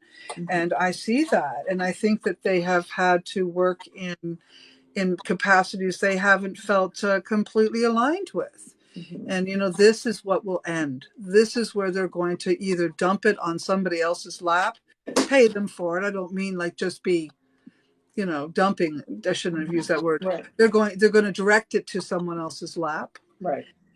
They will, find somebody who's better at the job or whatever, however you want Right. to look at that. And then Mm-hmm. if the job still gets done, but maybe by someone else that, likes the job. That happens. Right. And I think that they'll still have a lot of things in the air. They'll still have a lot of balls in the air, though. Mm-hmm. Yeah. Yeah, the other thing about Cancer, because it's the sign of the mother, Saturn's the sign of the father. So there could be some, like legal things you're going to have to do with the father of your children, or even your father, a father figure, a boss, something like that. There's going to be limits, restrictions on things like that. And child support, I mean, that's also something that could be happening in the world, as well. So I think, it feels like it's heavy for Cancers, but actually I think it's a new foundation, and I get the Yeah. devil. I get the devil there. So again, Yeah. um, Restrictions, yeah, limitations, they're there. yeah. So it's there, Yeah. but I think it'll make them stronger. I think that, because also, Saturn in Pisces dispels the illusions and the projections that, or the idealism on this person, and they're not that, and then, there's karma to pay, right? For yourself, you have to take back your own projections as well. Why did I buy into that? Pisces is also guilt. We haven't even gotten into that. Pisces gets Right. into the guilt and the self punishment and the, martyrdom and all that stuff, right? And Well, yeah, when we can ask ourselves, for instance, how did these priests and nuns do these things to the children, for instance? And I answered that question using that thinking. Mhm, They were originally denied families, mhm, denied sexual lives. mhm. And how can a human person deny sexual energy? Right, I mean, for beginning to end, you can't. So they right. set them up for failure. Oh, absolutely. And we got to kind of look at that too, that everything has to be taken into place, Hmm. or and to really look at every little thing, right, when Hmm. you're making judgment. Right, I think so. right. So when we're looking here at Cancer, I think Cancer's going to recognize what hasn't served them, Hmm. and what they want. And I don't think they've been where they want to be, and I think they're working on getting where they want to be. And so the next few months is really going to be a good opportunity for them to shed the old, to focus on what they're strong in, what they feel is strength towards, what they feel a light towards, Right. and work their skills and whatever skills they have. And, they may not be, they might have, and I am seeing this, they may have reason to consider their mental health. Maybe there's been something they've been carrying that they need to let go of. And you spoke of the father energy. Right. Yeah, Yeah. I mean, Saturn Pisces is some emotional abuse issues or sexual abuse issues, Mhm. that have been long buried skeletons in the closet that you're going to have to deal with. Also, I think Cancers may want to get out of their home. I think this is a good time for them to explore, actually. So they may be kind of seeking a more um, safe, it's about safety for Cancer. I want a place where I feel really safe. Yeah, I'm glad you brought that up. I Hmm. think that's been the problem. They haven't felt safe. Hmm. And that has been the overall problem. Yeah. So what is going to happen now is this next 2 months is them. They have found something that they will feel much safer. Hmm. Things are coming together for them. I can say that. I see the difficulties getting there and the thoughts and concerns, but they've been carrying them for a little while. I think whatever that was, it's about to shift. And that'll give them an opportunity once they're in a safer environment, maybe to look at what has brought them an unhappiness so that they can heal it. Right. Also, Saturn in the ninth house is traditionally humor. So kind of lightening up and not taking it all too seriously and kind of beginning to kind of like, oh yeah, kind of questioning how did I take that so seriously? So kind of a new enlightening kind of energy Hmm. around that as well, right? And Yeah, and again, and you may, compassion, but you have to be careful to not push yourself to be compassionate until you've really gone through all the grief, which can take as long as it needs yeah, to take to fully feel all your feelings, and then you can release. And then you yeah, should be feeling a lot lighter. But don't push that. Don't force it. It's yeah. really about embracing all of that. The emotional wounds, a lot of deep karmic and family history stuff and ancestral stuff. I think people are going to be doing a lot of mourning actually for the next 2.5 years. Yeah, I believe that is a fact. There's going to be a lot of healing going Yeah, on and a lot of need for it. yeah. You made mention, I want to bring back to the table something about how Saturn was originally a maternal Mhm. symbol. Could you talk about that for a minute? Well, I mean, going back before the patriarchy, everybody worshiped the goddess and everybody worshiped every individual woman as a goddess and Mother Earth. And so Saturn, which represents, in the traditional system, there were seven, what they call classical planets. And, we refer to the sun and the moon as planets, but, that's just for ease of expression. But traditionally they're called luminaries. So the sun and the moon, the two luminaries. And then really, astronomy, astrology, and also being a doctor were part of the same job description and a mathematician. So, they're in the order out from the sun. So from the sun, there's Mercury, Venus, Mars, Jupiter, Saturn, right? Did I miss something? Wait, Mercury, Venus, Mars, Jupiter, Saturn. Okay. And the sun and the moon. So each of the 7 days of the week are named after those seven planets, right? So Saturn represented the boundaries of what people what the boundaries of what the solar system was. They did. I mean, I think they intuited there was more things beyond it, but they counted these planets which affected their daily lives, as the primary things, right? Sorry, what was your question? There's uh, um, I I lost was I it was there for a already second. thinking I was already thinking, are you going to relay to us the days and the planets Oh, while you're okay, at you right, alluded to okay, it. So we yeah, know Sunday is sun, the sun, right, Monday right. is the The moon. What moon, right. So in French or in Latin, it's a little more obvious, yeah, So Sunday, the sun, Monday, the moon, Tuesday is Mars, Wednesday, Mercury, Mercury. Thursday is Jupiter, Friday is Venus, Saturday is Saturn. So they all get honored. And that's why you eat fish on Friday, is because it's Venus's day and she came from the ocean. So it's really very ancient pagan symbolism that the Christians adapted, which most religions do. They just take in, you can't eliminate everybody's belief systems totally, or it does take a long time. It takes thousands of years of brutality to eliminate those ingrained cultural belief systems. You have to kind of integrate them, right? So Yeah. we're talking about how Saturn was was a female nature. Saturn was feminine, yes. So she was the great mother. So if you really wanted to manifest anything in the physical, you would worship Saturn as the great mother. And then she became Father Time, just because it's just a patriarchal thing. So they So took even over. even even the old ways was colonialized. Oh, absolutely. The whole I mean, Greek the old, myth. really old ways. Yeah, the Greek myths, which I absolutely loved, I realized, well, those are already in the latter patriarchal forms, and I've kind of been starting to take them apart. I mean, there is a balance. There's always a need for balance, right? And Yeah, and in fact, that old tradition of one planet ruling two signs was much more balanced, right? Like, so Saturn would rule an yeah. Earth feminine sign, Capricorn, and a masculine air sign, which is Aquarius. So in that sense, Say that again. Say that okay. again. So, in the traditional arrangement of planetary rulership, so for example, it's not enough to just say, I'm an Aries, or most people know what they call the big three these days, your rising sign, your moon sign, your sun Mhm. sign. It's the planets that rule those signs and where they are in your individual chart that counts. And that's how you express your Aries nature. So, if you're an Aries, Mars rules the masculine fire sign of Aries, and it also rules the feminine water sign of Scorpio. And that was way more balanced. So they had a balance of the masculine and feminine, which actually the patriarchy drove out. and modern astrology also forgot about too. And I use both. So I like to use modern rulerships because, we've discovered Uranus since the 1750s, like it's part of our consciousness for a long So time. does that make a Leo such as me, the sun sign, have another planet? No, no, that Leo is always only ruled by the sun and Cancer is always only ruled by the moon. So those And two. that's not fair. Well, but the sun is kind of encompasses everything, right? You know what? It is really. It's just. It would just be cool if. Yeah, yeah, for sure, for sure.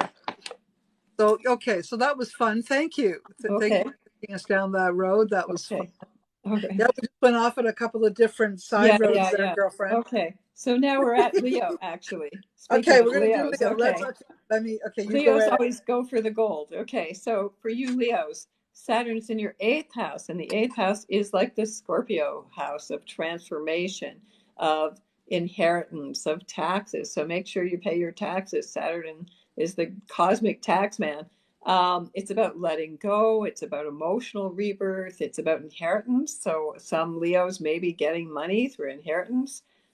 Family issues, again, family secrets, sex, money, power, control, letting go, a lot of letting go of your false ego, I would say.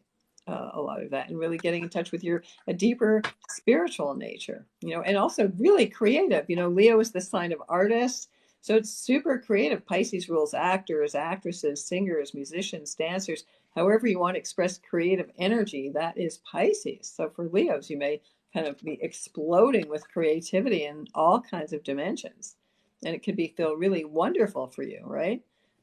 So revealing a lot of hidden depths, I think, to yourself. Like, Leo at the worst can be kind of vain and superficial and you know what I mean, just concerned with luxury and impressing people. But this will bring a deeper spiritual awareness to you. And Leo rules the heart. So I think there's going to be a lot of compassion. Leos are often powerful people, philanthropists, really donating money to help people or creating causes or, really being instrumental in kind of giving back. Because I think that's going to be the new value is what you give back. It's going to be like the giveaway, in the traditional indigenous culture of the potlatch or the giveaway. The person who could give away the most money was the most revered because you were just going to make it up again or everybody took care of everybody else, so it didn't matter.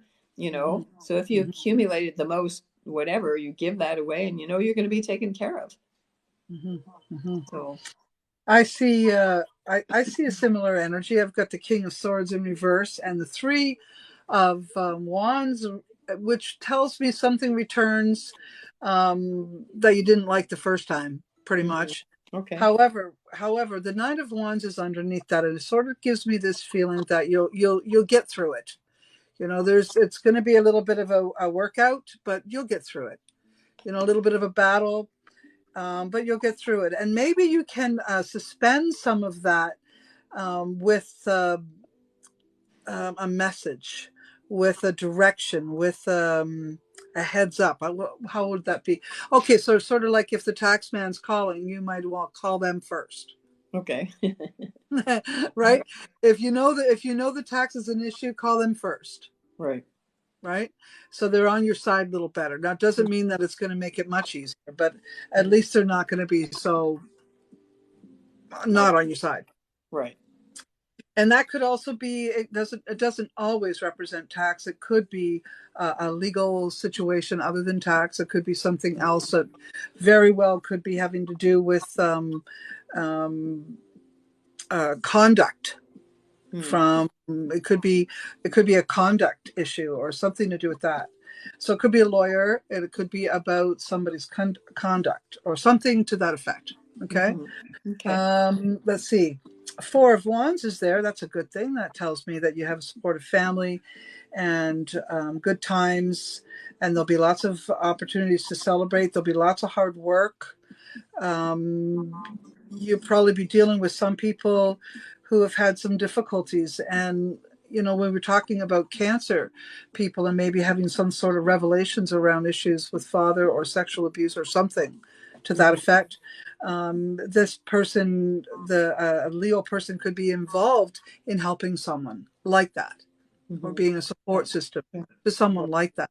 Right. Does look like that could happen here. Like an Could advocate. also with, yeah, something like that. Mhm. And doing that hard walk, with them, whatever that is. Five Mhm. of Pentacles may require them to walk away from something, or and then maybe the Leo is going to be, the other person holding them up, right, in the Five of Pentacles. Mhm. Right. So that's what it kind of looks like, that kind of thing. Um, but I see hard work. I see getting over it. I don't see the Leo playing as much as I'd like to, though. I can Mhm. say that the Six of Wands is in reverse. It says there's not a lot of playtime.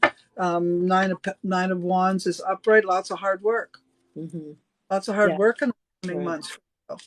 Yeah, Leos like to play and they like to have fun. They like to party. So this could Mhm. definitely be much more inward, introverted, like taking care of business. And I got the Fool actually. So for Leo, this would indicate like a whole new beginning, like a reset, and not caring what other people think. The Fool is the wisest card in the tarot. So about, just living more fully in the present and not worrying so much about, what else is going on. So that can be a really Yeah, yeah. This could this also this energy is there again. This could also strangely represent something returning from the past. I think I kind of said it in the beginning there. Mm-hmm. Now, it doesn't have to be a tax man. It could be someone who taxed you, man. Seriously, it could be that too. Right. So it could be like an old a person that you've known in the past that returns somehow. You run into Right. them, Mm-hmm. something like that. And maybe having them back in your life, or even considering having them back in your life, is going to tax you out. Mm-hmm. Mm-hmm. You know what I mean? That kind of Mm-hmm. thing. Right. So there's that possibility too. So just give those two thoughts, and Right. if you run into them, then you'll know what we're talking about. Right. Yeah, it may be having to deal with debts from your family as well. So there could be Yeah. some big family drama there. That's the Leo, right? Big family drama or ghosting. People ghosting you as well. That's Pisces, right? Saturn Pisces. So you have to be very clear, I would say, about again the choices you make about what you allow or not. Um, Hmm. that kind of behavior. Or people digging you kind of unconsciously, right? Yeah, Could for be sure. jealousy as well. Eighth house is jealousy. Yeah. Um, people kind of ganging up on you or even falsely accusing you of something. Now that's Saturn and Pisces as well. People getting falsely accused of things. Yeah, I could see that. You know, Yeah. that can be an issue too, right? Yeah, that's absolutely true. That's the energy. Something Yeah, returns that you just like, what the heck? yeah, yeah. Like Yeah, why? but you'll get through it. Yeah, It's just that it's an annoyance, yeah. more of an annoyance than any threat, Right, right. is really what I'm seeing. Hmm. Annoying Okay. annoyance over threat. Okay. And I think the Fool is like not taking it all too seriously. Do you know what I mean? Like, it's not about you. You don't buy into the projection, Yeah, right? It's yeah, about that person, right? yeah, So if somebody's dishing the dirt on you, you go, wait, that's not about me. It's about them. What does it say yeah. about them? Exactly. Right? So don't take Right. it personally. That's right. It's a good way to put it. Yeah. All right, let's see what Virgo. Let's Okay, see so Virgo. Virgo. So for Virgo, Saturn is in your seventh house of what's traditionally the house of marriage or relationships. So, you could find your dream lover, your spiritual soulmate. You're going to suddenly be yearning for that. You're going to be suddenly believing in things that are not real or tangible. So it may drive your intellect out of your mind in a way, but it's a good thing for you to kind of lose your grip on having to meticulously control and be so OCD. I think there's a sense of letting go. That's Pisces, like letting go and allowing, and it's kind of like dealing with any addictions, workaholism, or again ADD. With all respect to people with mental issues, this is the time where you would go to rehab. You would seek out support from the community, from your partners, or get them to go to rehab because you don't want to keep being the martyr anymore and doing all the work and making excuses for them. So it can be a really beautiful thing. You could be also, really falling in love, but you also have to be careful where you put your money, because it's debt. Pisces is debt. So, and Virgos like to save money, but it can also be again a projection of daddy issues, which may or may not be real, or seeking someone who's going to take care of you. Also, be careful not to fall in love with false gurus. This is Pisces, false gurus, hero worship, that people may disappoint you. And also watch your health, because Pisces rules viruses. And I don't want to get into any of the COVIDs of any kind of viruses. Your immune system is quite exposed because you're like totally open, which can be a good thing, but it's like you really do have to watch your health. And Virgos are kind of the sign of health, and they tend to have health issues, especially with their upper digestion. But this would be if you want to change your diet and realize you are what you eat. I mean, Virgos are usually pretty good with this, but more alternative medicine, spiritual healing, like non-traditional ways of healing, because Virgo is earth, so working with herbs and stuff like this, but brings in vibrational healing or Bach flower remedies, or things that are on a much higher level, tuning forks, again, past life energy, all of that stuff to heal your issues. Thank you. I think Virgo's been carrying a heavy heart for some time. Mm-hmm. And a lot of it has to do with them not following their dreams and living in a content situation or a safe situation. Mm-hmm. And that this is the year that has already stirred them into making some changes, into making some altercations. They want to, they even want to shake it up. They want to shake it up. So they are considering which way to do it. So I do think that where they are at and will be at the next month and a half will likely be who's going to get hurt if they do this. They're going to be in that thought pattern. They're going to be stuck thinking, if I make a change and I do what's right for me, who am I going to hurt? I don't want to do that. How am I going to not do that? So that's going to be a thought, so anybody, so as long as, let's just put it this way, if the Virgo's been sitting in their spot for a really long time, they're the ones I'm talking to right now. Okay. Because they don't want to hurt anybody, but they also know they're hurting themselves. So it's time for them to make that change, and they know it, but they know that their change, their movement will upset the cart. Right. So this is a bit of a concern for them. And I do see you seeking out counsel, wise ones, wisdom keepers, this type of thing, in order to help you. That's also your card, Virgo. Right. That's also your card. So this, you could be your own guidance too. If you're listening to your spirit guides, you could be your own source of information if you're listening carefully.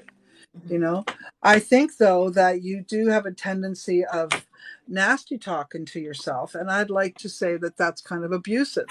So I do see the King of Swords in reverse. It tells me that there's sharp words coming out of the magician's mouth. And that's towards yourself. If you want to make a change and you want to step off and have some new opportunities, you're going to have to be quiet and stop talking shit to yourself. Use the expression, but stop it. Well, I would say also, I want to add to that, like Saturn and Pisces is about really learning to listen to your spirit guides, your higher Mm-hmm. self, and not the lower self, which is always Mm-hmm. self-critical, Mm-hmm. and really learning to balance. And I got the card of the lovers. So yeah, so Saturn in your seventh house is definitely about the lovers, but you can't seek your beloved outside of yourself until you have the inner marriage, till you bring together your complementary opposite sides of the animus, which is the feminine, the soul, and the um, anima, which is, sorry, the reverse, the anima, the soul, and the animus, which acts on her behalf. So finding that balance within inside of yourself, and it's about choices. The lovers is Gemini. Gemini rules Virgo and uh, Gemini as well. So, you have to work with both sides and You make mean sure you're Mercury? You balanced. mean Sorry, Mercury? Mercury, sorry. Yeah, Mercury rules Gemini, Virgo, thank you. yeah, And so yeah. you have to have that balance of, Virgo is very much, it's earthy, but it's also very intellectual. And you want to get the intuitive. That's what Saturn and Pisces is going to activate, the intuitive side, so you find balance. I'm also being told to tell Virgo not to step too far in the past. And to let go of any ideas about rekindling old love affairs. Okay. They're old for a reason, and that just would turn everything wrong again. Now, if you are interested in someone from the past, how about using that vibration maybe to call in someone else, maybe a little more upgraded, a little more improved? You know, maybe similar. Maybe if that person was a hippie artist, find a hippie artist that's, you know, making money, for instance, right? That type of thing. I think that would be helpful to the Virgo to, you know, really be thinking about not adding any more burden to their situation. Yeah. You know, so don't jump ship for someone who doesn't even have a ship. Right. And Saturn and Pisces, speaking of the ship on the water, is also about, being the martyr, and you don't want to do that. Yeah. If you're a hardworking, you got Yeah. your nose to the grindstone person. Yeah. Yeah. Yeah. Put Don't the give them your yeah. money. Yeah. Yeah. Yeah, and it says, you know, to put the energy out there, put more action to situations, and most definitely don't even engage in something that says no to you. If it speaks a no, even if it's only a squeaky little quiet one in the back room, just walk on by. Something better's coming. Right. Yeah. I agree. Yeah. Okay. Okay. All right. So we're going to move on to Libra. We're going to move on to Libra. So, Libra, Saturn's in your sixth house of health, and work and community and pets. So, your dad, I mean, it might be your dad's house. Suddenly you're more responsible for your father or an old elder. It could be an elder in general that you're having to take care of. So, this can be affecting your work and your routine. Also, you may find that your old relationships are just feeling old and tired. And yeah, I'm at the end of it and I can't do this anymore. So, it may be a major, like, really facing yourself and going, is this relationship really feeding me emotionally, spiritually? What am I getting out of this? Have I bought into this illusion, this projection? Like, because Saturn is going to pop those illusions, which I think is a good thing, which can be hard, especially if there's family involved or children. But, you have to face that hard, cold reality to really get what you want. I mean, Saturn can also give you discipline in terms of your diet, your eating, your work, your routine, changing your work. I mean, Saturn is the limits, the boundaries. It's like, no, I don't want to do that same old anymore. I want to do something where I'm giving back, where my job has more meaning, where I feel like I'm really helping community, or, in some ways it feels more rewarding, not just financially or on the surface, but more deeply emotionally. Also using dream work and imagination to heal yourself, to find balance, really understanding, because Libra's still an air sign, you know what I mean? They need to incorporate the more emotional side. It could be a big spiritual initiation, or really walking a new path, or taking some new vows to yourself, actually. Again, that kind of sacred marriage within is also something else very important. You may want to give to some charities, again, all of that kind of thing. But I think this is a good thing. So you're really going to be reconsidering what the value of your work is, I think. And it's going to have to be something that's, Libras get accused of being superficial these days, something that's more spiritually and emotionally rewarding, and just to balance you out. You don't have to throw the baby out with the bathwater necessarily, but just something that's a bit more balanced and has more depth. Pisces is depth.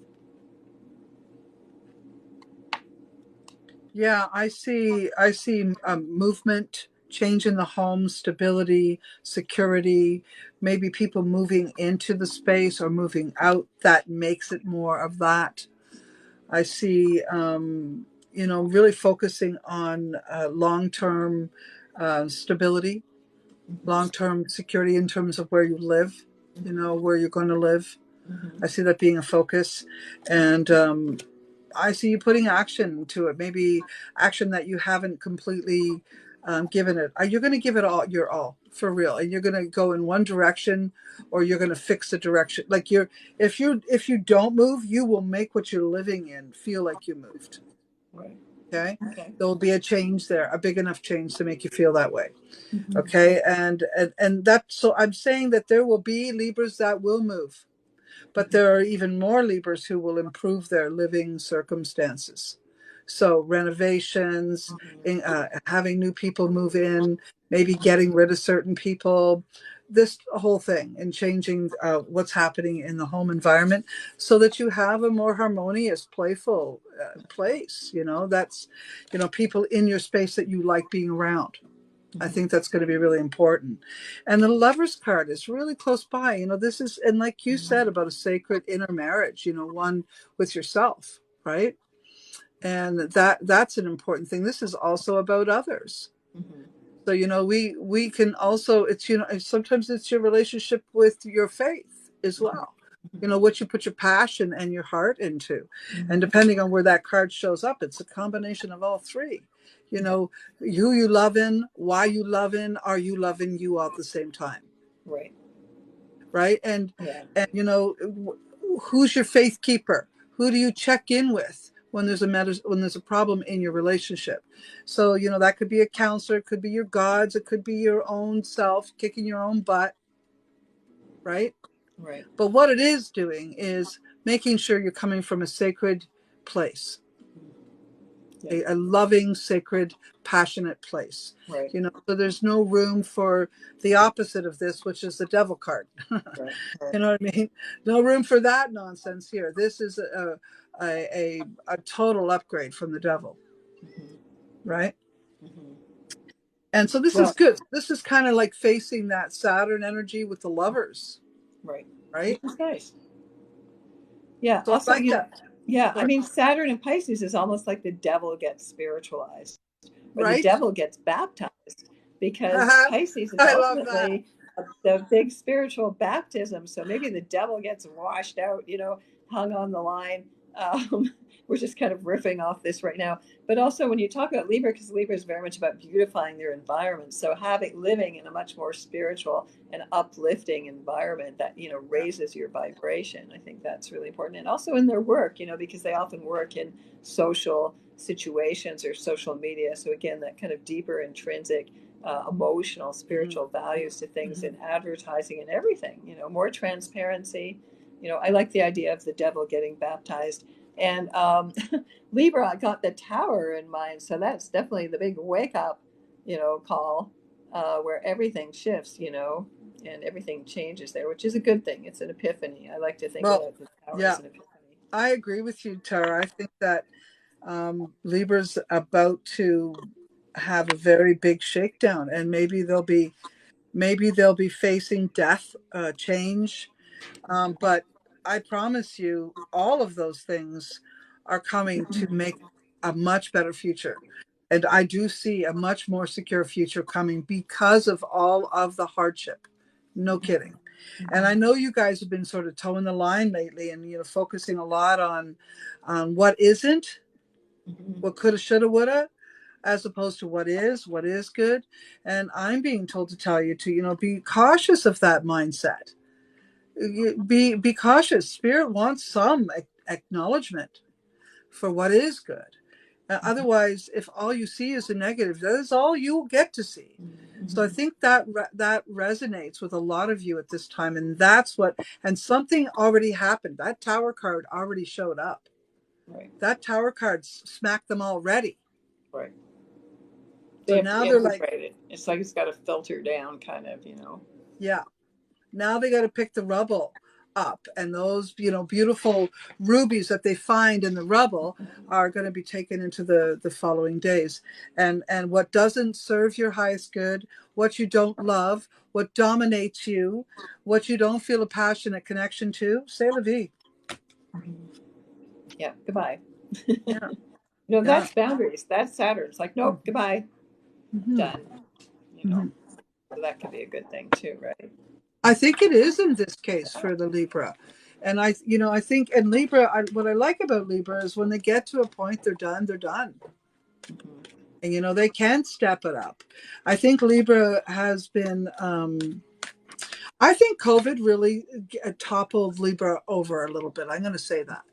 Right. It did it for a lot of signs, but I think Libra, especially because they're usually Yeah. so calm and cool and collective, Right. this was chaos. And they were like, what do I Well, and do with they that? need to relate to others. So being forced Yeah, to be separated was really hard. I mean, there's social media, but it's not the same. yeah, It, so I think, yeah, it yeah. was hard for them. for sure. Yeah, I think so. So I think that all of that is culminating into a new beginning, where something in their home environment will change way much for the better. Right. And I So, think, people are afraid of change, but really the name of the game is always change. And if you're not changing, you're not growing, you're not alive. well, And if you think about what they've been holding on to, yeah, they might as well have a change, yeah, for sure. It's only going to be better. Like right? people think that change is like something's going to be worse, but change brings better things. You Blue know, Mountain says, Blue Mountain Star, Morning Star says, I enjoy being a hermit. okay, that's great. More power to you. Yeah, yeah. But even as a hermit, you'll be visited by many who need your help for their Yeah. mental health. So, you that's the thing about the hermit, is also is called to help the community as a wisdom keeper, right? Hmm. Yeah, that's true. Yeah. And the hermit's very protective. I find the hermit energy to be very protective. Yeah, If they love you, that's for sure, right. right? Yeah. Okay, Libra. Libra, that was for you. Okay. Yeah. Let me get my headache pills ready. My God. Oh, you guys are fun. Hey, tap Right. that screen for us, would you? Tap that Yeah. screen, Okay. Let's go please, again. everybody. All right. Tap the screen. Yeah. Yes, please. I have to watch my phone is Suzanne, running out of power Blue here. Mountain Star. Come on, tap that screen for us. Christina, thank you. Thank you, Carol. Thank you, Carmen. Hey, Carmen. Thank you, Suzanne. Thank you, Carmen. Appreciate that. Hey, Carol. Thank you. Yeah, if you just tap it a whole bunch of times, it just throws us back into the algorithm. Okay. You've been tapping? Is your arm sore? You haven't tapped enough yet. I'm kidding. Okay. I'm kidding. All right. So now we're going to do Scorpio. Now we're doing Scorpio. Okay. So Scorpio. for Scorpio, Saturn is in their fifth house, and the fifth house is a really wonderful house. It's a house traditionally of love affairs, of children, of creativity, of willpower, of creative self expression. So Saturn might put a little bit of a damper on your normal power plays, which can be a good thing because you may have to be paying for some karmic, not such good energy that you put out in the past, whether it's jealousy or revenge or control or secrets or whatever. So, I mean, that can be a karmic comeuppance, which might be painful but will reset the deck. So it's better for you to kind of grow up and take responsibility for, abusing power or whatever you did that wasn't, totally above the law. So be careful because the cosmic taxman can come and get you. But Saturn, again, will also flesh out a beautiful spiritual dream. It can be you're symbolically pregnant or physically pregnant. It's a new spiritual death and rebirth for you. So you might want to go through some dramatic, remember, it's fifth house is kind of like Leo, some dramatic um, play where you kind of hang your old self up on the cross there to kind of die, and the new self is reborn, or get a new wardrobe, or redo your looks, or redo anything so that you can really authentically show up as a new soul. It's very much a rebirth, and it's about compassion, a lot of compassion. Could be for if you're still holding on to some hurts, people who hurt you or people you mistreated in the past, this is where you have to come full circle with it, and kind of have compassion with yourself as well, and really go into digging deep into healing your heart. I think that's what Saturn and Pisces is. The essence of your heart is it's totally open, and it's this wellspring of goodness, and that there is goodness in there. So it's kind of like finding, going through the darkness, doing the shadow work to really finding that, the inner light, the inner inspiration, bless you. Excuse me. Thank you. And it's about letting go of control. So you're not in control. It's Pisces. It's giving it up to God. It's like whatever it is that's it's been obsessing you. This is where you let go of those obsessions to free yourself. That's a big issue for Scorpio because they never forget. So you can just let it go and be much lighter. And I think this is very liberating, actually. Um, So yeah, all of that. That's a lot. That's a lot. That's a lot. Pisces. Pisces, you got a lot of action in your energy in the next couple of months. But I do see you escaping something that you should probably be active in, and you're not. And it's interesting because I see it's, is it a distraction? Is it a, is it something that, are you doing this over here so that you are distracted from that? That's a questionable thought I'd like you to think about. That's an important. Now, is it possible you are avoiding, with all the distraction of busy, and you could say to yourself, no, no, no. Yeah. You know what? I'm not listening. It's, you're using it as a distraction, and you need to look at it. Even if you only take out one situation or one issue at a time and look at it. And these are old ones, as Tara mentioned. These are things that need to be brought to the surface, that need to be looked at, that need to be put away after they've been looked at and worked on. Not just tucked away or pushed away or sat on or squished or stifled, but truly, put into perspective and put away. So I think that you probably have some issues with, how do I want to put that? Unavailable females. Maybe there was certain energy you were looking for in the feminine and it didn't come. And maybe this is what's got some of your water boiling up. Okay, maybe this is kind of what's in there. Okay, there's some sort of toxicity that you have experienced through the feminine that maybe was unexpected, unhealed, unworked on. Those types of things I think will be there. I also see something to do with a move and a celebration in that move.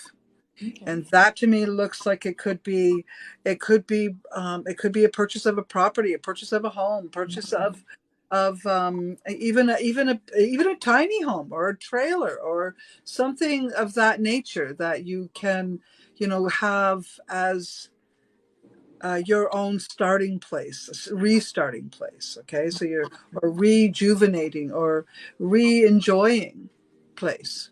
Okay. I think that that place will help you get out of that place that you're stuck and distracting from. So once you get that new place, that new space, that new place to live or to live out your stuff in, take it by the horns and do it. Do it. Talk all night long. Spend all the time that you can in those environments, releasing these things that have been holding you back. And this is going to bring you healing. And what I think is going to happen is almost like once that new space comes and it's yours, there's going to be a lot of energy coming into play, almost like a pinball or one of those things where everything comes into play, right? It all comes down and there's a win at the end. So I do see that. And I also see that likely Scorpio will address counsel because of some of their trauma. And this might be one of the significant factors in overcoming it all, finally. And so you mentioned something about this, looking at their shadows, did you not? Yeah. Mm-hmm. Yeah, it's really about them dealing with a lot of their shadow work, addictions, issues, sex addiction, money addiction. That's Scorpio, kind of, they get obsessed about things, power, and really learning to let it go. Like, it could become meaningless to you. You're starting to realize, there's nothing really there, And so I think, yes, it can be a huge rebirth for Scorpios to really get Right? in touch with another aspect. It's Pisces is the last water sign. This is where you connect with source and you realize there's nothing really that I need to grasp onto or hold onto or whatever. It's all there. I have it all. You know what I mean? And so I think it can be a really beautiful time, and they can become, spokespersons, I feel, to help children, to advocate for children and women and mothers, and all of that. Use their power. Scorpios have a lot of power and a lot of charisma to use it to benefit other people as well as themselves. Yeah, and I think it's important to stop. They can't keep lying to themselves anymore. It's time to face those small things, Yeah. or as they have made them, but Yeah. they're really quite big, and I think they have created a lot of hard lines for the Scorpio, and it's time that they, maybe jump ship. I got the Magician. So this is really the ability to cut through and to start new. Oh, you got it too. All right, there we go. We both got the Magician. That's why I wanted to do this, because I wanted to see, are we going to mirror each other? Okay, so there we Oh, go. I love it. We both got the That's Magician awesome. for Scorpio. Okay, Yeah. so definitely brand new beginning for Scorpios. Really using your power to be the magic maker, to understand what's holding you back unconsciously, and to really focus with one intent on creating whatever magic you want in your life. So I think that's a really great thing. So I do. communication, yeah. Right? I was just going to go there. The main deal here, I think, is communicating. Hmm. What is it you need? What do you want to let go of? What bothers you? Hmm. What do you feel empowered with? And what do you see the next coming year or two to be for you? And to create a good conversation where you can create that, because the magic's there. Magic is Yeah. afoot with this card Oh, in many yeah, ways, yeah, yeah, yeah, for sure. Yeah, right? also storytelling. I think it's going to be, it could be writing, it could be telling your story, writing your story to inspire other Yeah. people, or Journaling. yeah, or it could be turned into a very creative thing, a screenplay, a Yeah. play, that's fifth house stuff, all kinds of Mhm. manifestations for that. And lastly, just to say, because we got that magician card the way we did, Hmm. I think it's really about being your own magic and believing in your own magical ability, and to call it out. What do you want? Write it down. Put it in the ethereals, Right. Yeah. right? And I'm going to tap that screen for that Okay. Scorpio, just for that Scorpio to get their way, to get their wish. Okay. Real, for real. That's a really magical thing that happened there, my friend. Yeah, well, I was expecting that to happen. So, Love it. yeah. We're often in tune when it comes to where we're at on things, so Yeah. not Yeah. so surprising. No, I'm not surprised either. Yeah. Okay, Okay. hon.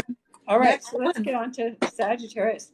So Saturn is in your fourth house, which is the most private house. So there's some really deep ancestral, karmic. Saturn rules the bones traditionally, the knees, but all of the bone structure, the skeletons. So you're going to be rattling those skeletons, or hearing those skeletons in the closet, or your ancestors really talking to you loud and clear, asking for justice.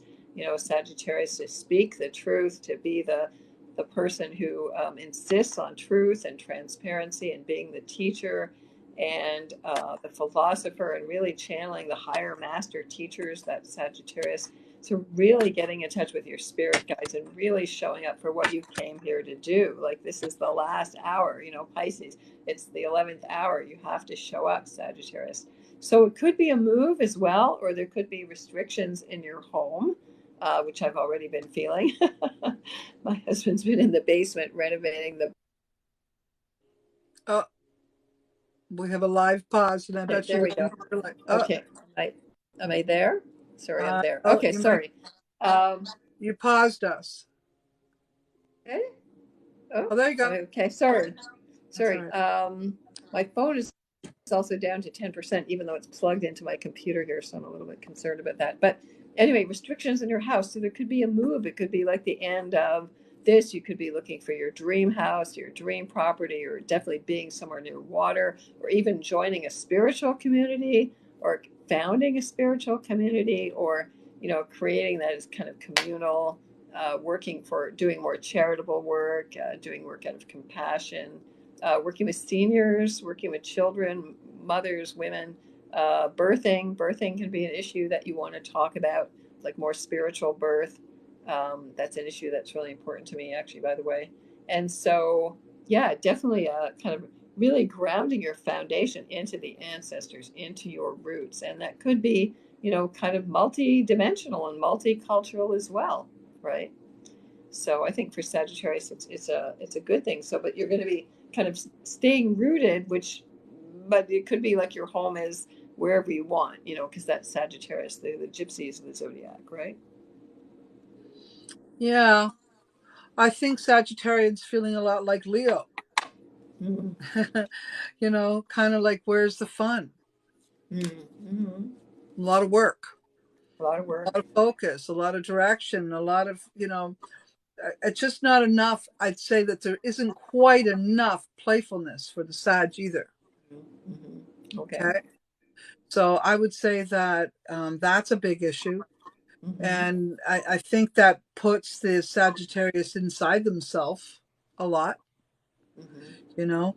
And I'm also seeing a Queen of Swords and a Queen of Pentacles both in reverse, and the Sun card in reverse, and the Mm-hmm. Strength card in reverse. So this is telling me that the Sagittarian may be dealing with others of difficult, stubborn, harsh kinds of people, Mm-hmm. and that is not their favorite thing to deal with, and that might be why they don't have any friends, or not that they don't have any friends, but they don't spend any time with their friends, is because the ones they have aren't doing what they need. Mm-hmm. Okay, we'll just say maybe that they're in bad places, maybe those friends aren't in mentally the best places, or heartfelt places where this Sagittarian prefers to be.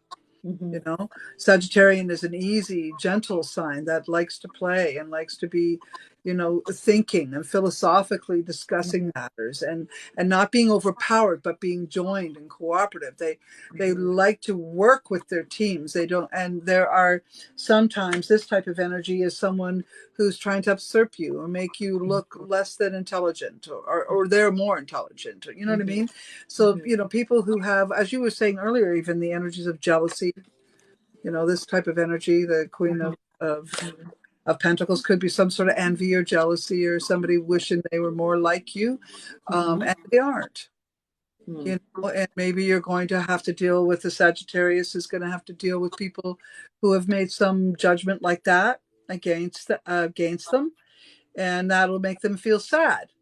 But the point is, really, is it could just be an upgrade for friends, an upgrade for the Sagittarian. They need to look at some different types of people. Right. Maybe they need to walk away from certain people that have actually hurt them. Right. So I'm going to say, Sagittarian, this next little while is going to be you sort of going through your friends, your present friends, and removing those that aren't loving you Mm-hmm. and aren't really kind to you. Right. And I think you all have that because you're tolerant souls. Mm-hmm. Right. For That's what I think. So, and then the people that are good with you, or good tight with you, that have been balanced with the Sagittarian, I think you're going to give more time to them, Mm-hmm. more effort to that relationship, and love it. And in Right. the end, you pruning your trees is nothing wrong with that. Right. Yeah. Also, when Saturn is in Pisces, it's in this 90-degree angle to Sagittarius. So all of the what they call the mutable signs, like Gemini, Virgo, Sagittarius, Pisces, Pisces is getting the exact hit, but they're getting hit the hardest in a way. Now, I use this Thoth tarot deck just for this one special card, which I like to call the calling card from your holy guardian angel. It is the 13th Sephiro, sorry, the 11th Sephiro in the tarot. And so that's what I chose for Sagittarius. So it's definitely about, you need to connect with your higher self and only listen to that. So the process of, is this my higher self? What am I really listening to? This is my qualifier. And really kind of like surrendering yourself to doing that kind of high spiritual work, high spiritual magic in a way, is what I think you have Absolutely. to do. Yeah. I see that that's the universal hexagram, and that Mm-hmm. is aligning on an energy level of the major key. Mm-hmm. It is like unlocking the most important door, if you will. Mm-hmm. And I think that's possible with the vibration of that card. So really, Sagittarian, I think that, that's really all it's about. I've recognized that card as a gateway to new dimensions. Mm-hmm. Mm-hmm. Yeah. And So that's, I think, Pisces represents that, right? So it's the physical manifestation of, Pisces, Sagittarius really opening up to all of those higher teachers and really learning to bring that energy down in a very honest way. yeah, absolutely. Yeah. Yeah, I agree. So that's a Pisces. I mean, that's a good thing for Sagittarian, Yeah, I I guess. think that's a good thing. Yeah, yeah. And it's really about surrender. And that's Pisces, what I mean? It's like get out of your own way. right? and make it And real. how do you think Pluto is going to affect the Sag in that area? Um, Well, I mean, from an astrological standpoint, Pluto and Aquarius. I mean, we haven't gone through that much. Maybe we'll do that separately. It's in their third house of communication.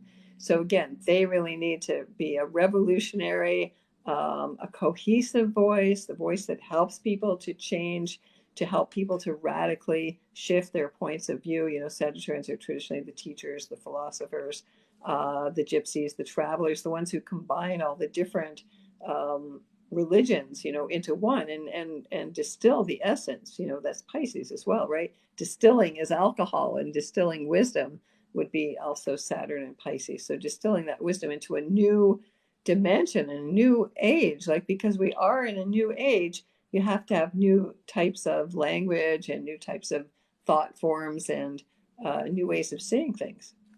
So I think that could be really, really important and really vital, actually, Mhm. because they, you know, essentially all the messages are the same, but they change depending on the culture and the time and how ready people are to open up, right? Yeah, for sure. Yeah. So when we're looking at the Saturn in Pisces and the Pluto in Aquarius energy Mm-hmm. for Capricorn Mm-hmm. for the next little bit, that should be interesting because Saturn is Capricorn, comfortable you're with right. Cap. Right.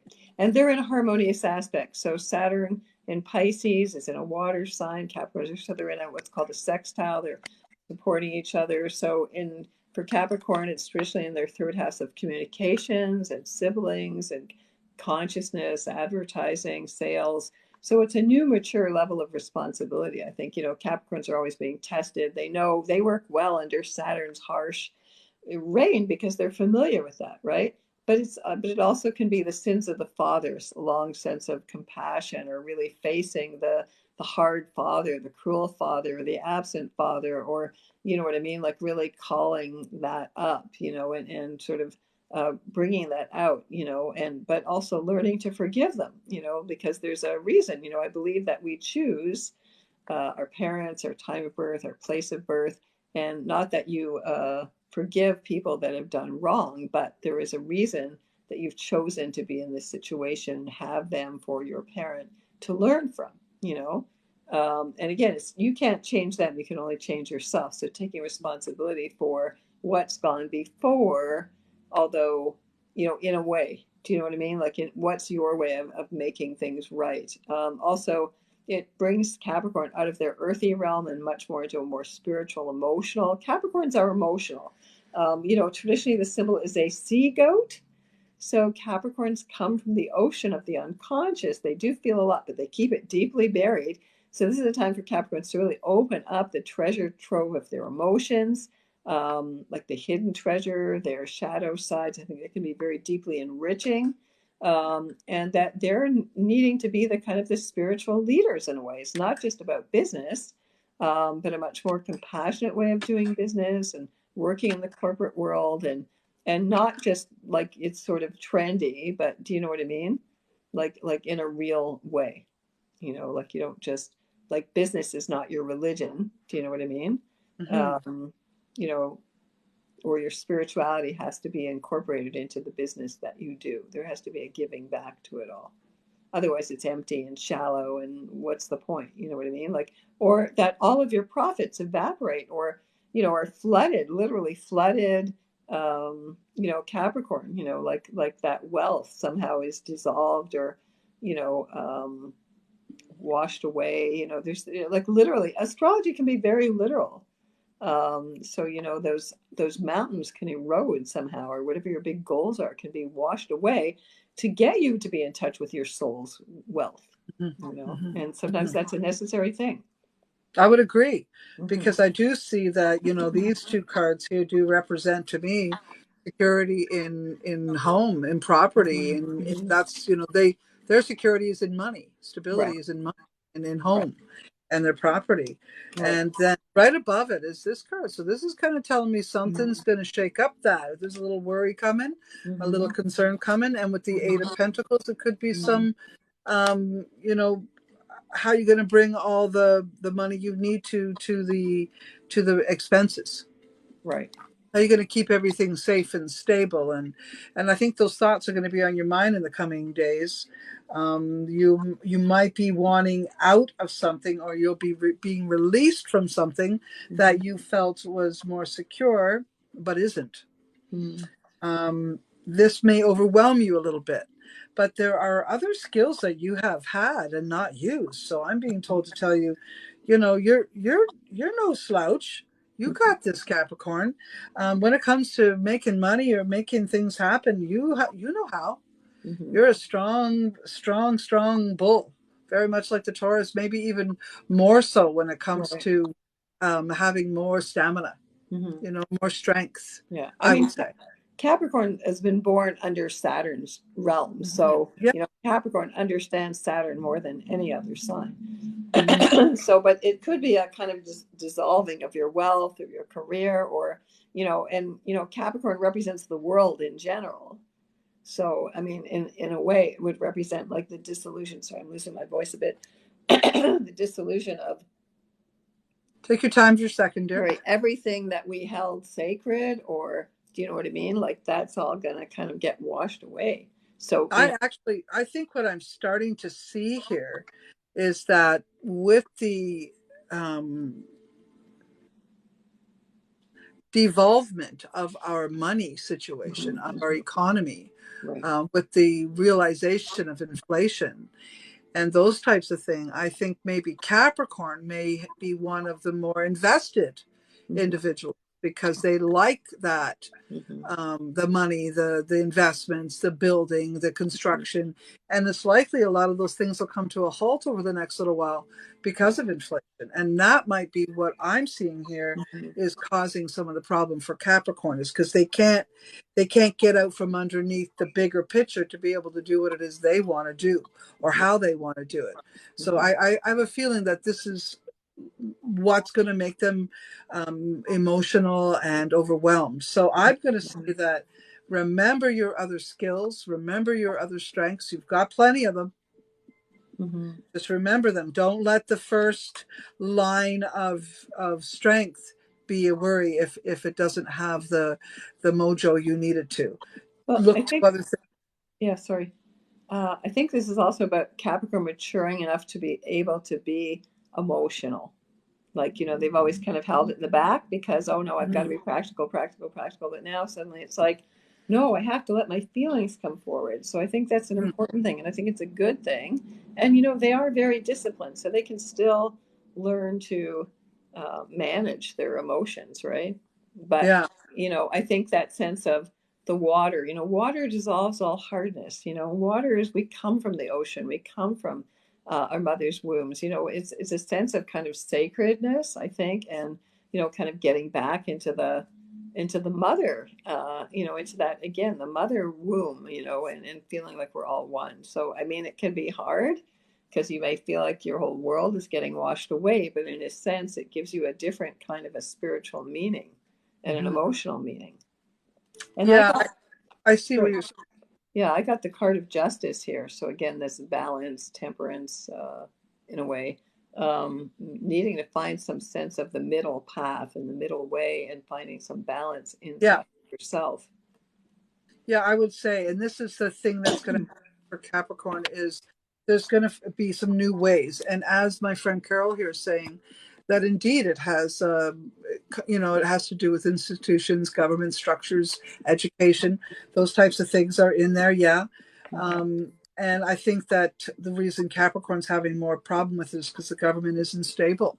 Hmm. Things aren't stable. Things are not as they were, Right. and I think that that disturbs the Hmm. Capricorn's Right. expectation.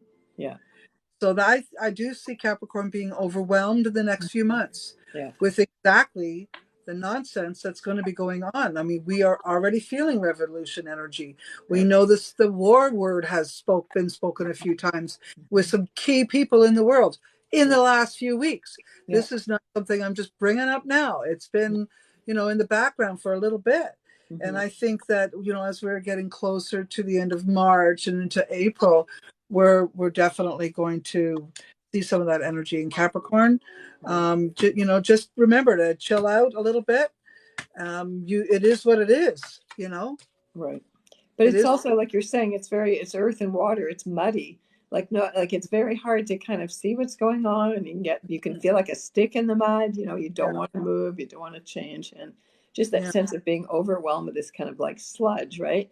yeah. And also I keep thinking about what happened in Ohio, which nobody's really talking about, excuse me, which is toxic things, which is Pluto. And Pluto being at the last degree of Capricorn right now, we all have to be careful of water and making sure if that your water is tested, that your food is tested, that the vibration of everything you intake, you have to monitor that much more clearly. Yeah, I think that what we're really finding out is we need to be on top of things. Yeah. We can't And just keep on, depending on government and yeah, other source to tell us things. We yeah. have to be too. Yeah, I think that's important to see because Pisces is about compassion, it's about illusion. And I think the illusion that the government ever cared about anybody is the hardcore reality that everybody's going to have to wake up to. We're not children. When you Yeah, project the father is going to take care of you, then you're still in the position of the child. And this yeah, is yeah, like the wake up call. You're not the child anymore. You're the adult here and look what's going on. So that can be a big shock, but it's definitely, I think that's the revolutionary power that will wake people up because they're going to realize how brainwashed they've been and how right. diluted and all the fake news and now there's fake AI and the denial and all of that stuff, blaming somebody else and And childish things expecting, like that. and also even talking about, communistic, Oh yeah, if you ask me. I mean, sympathizer or whatever. if we all end up with the same paycheck at the end of the month, because our government gives us this, money, Hmm.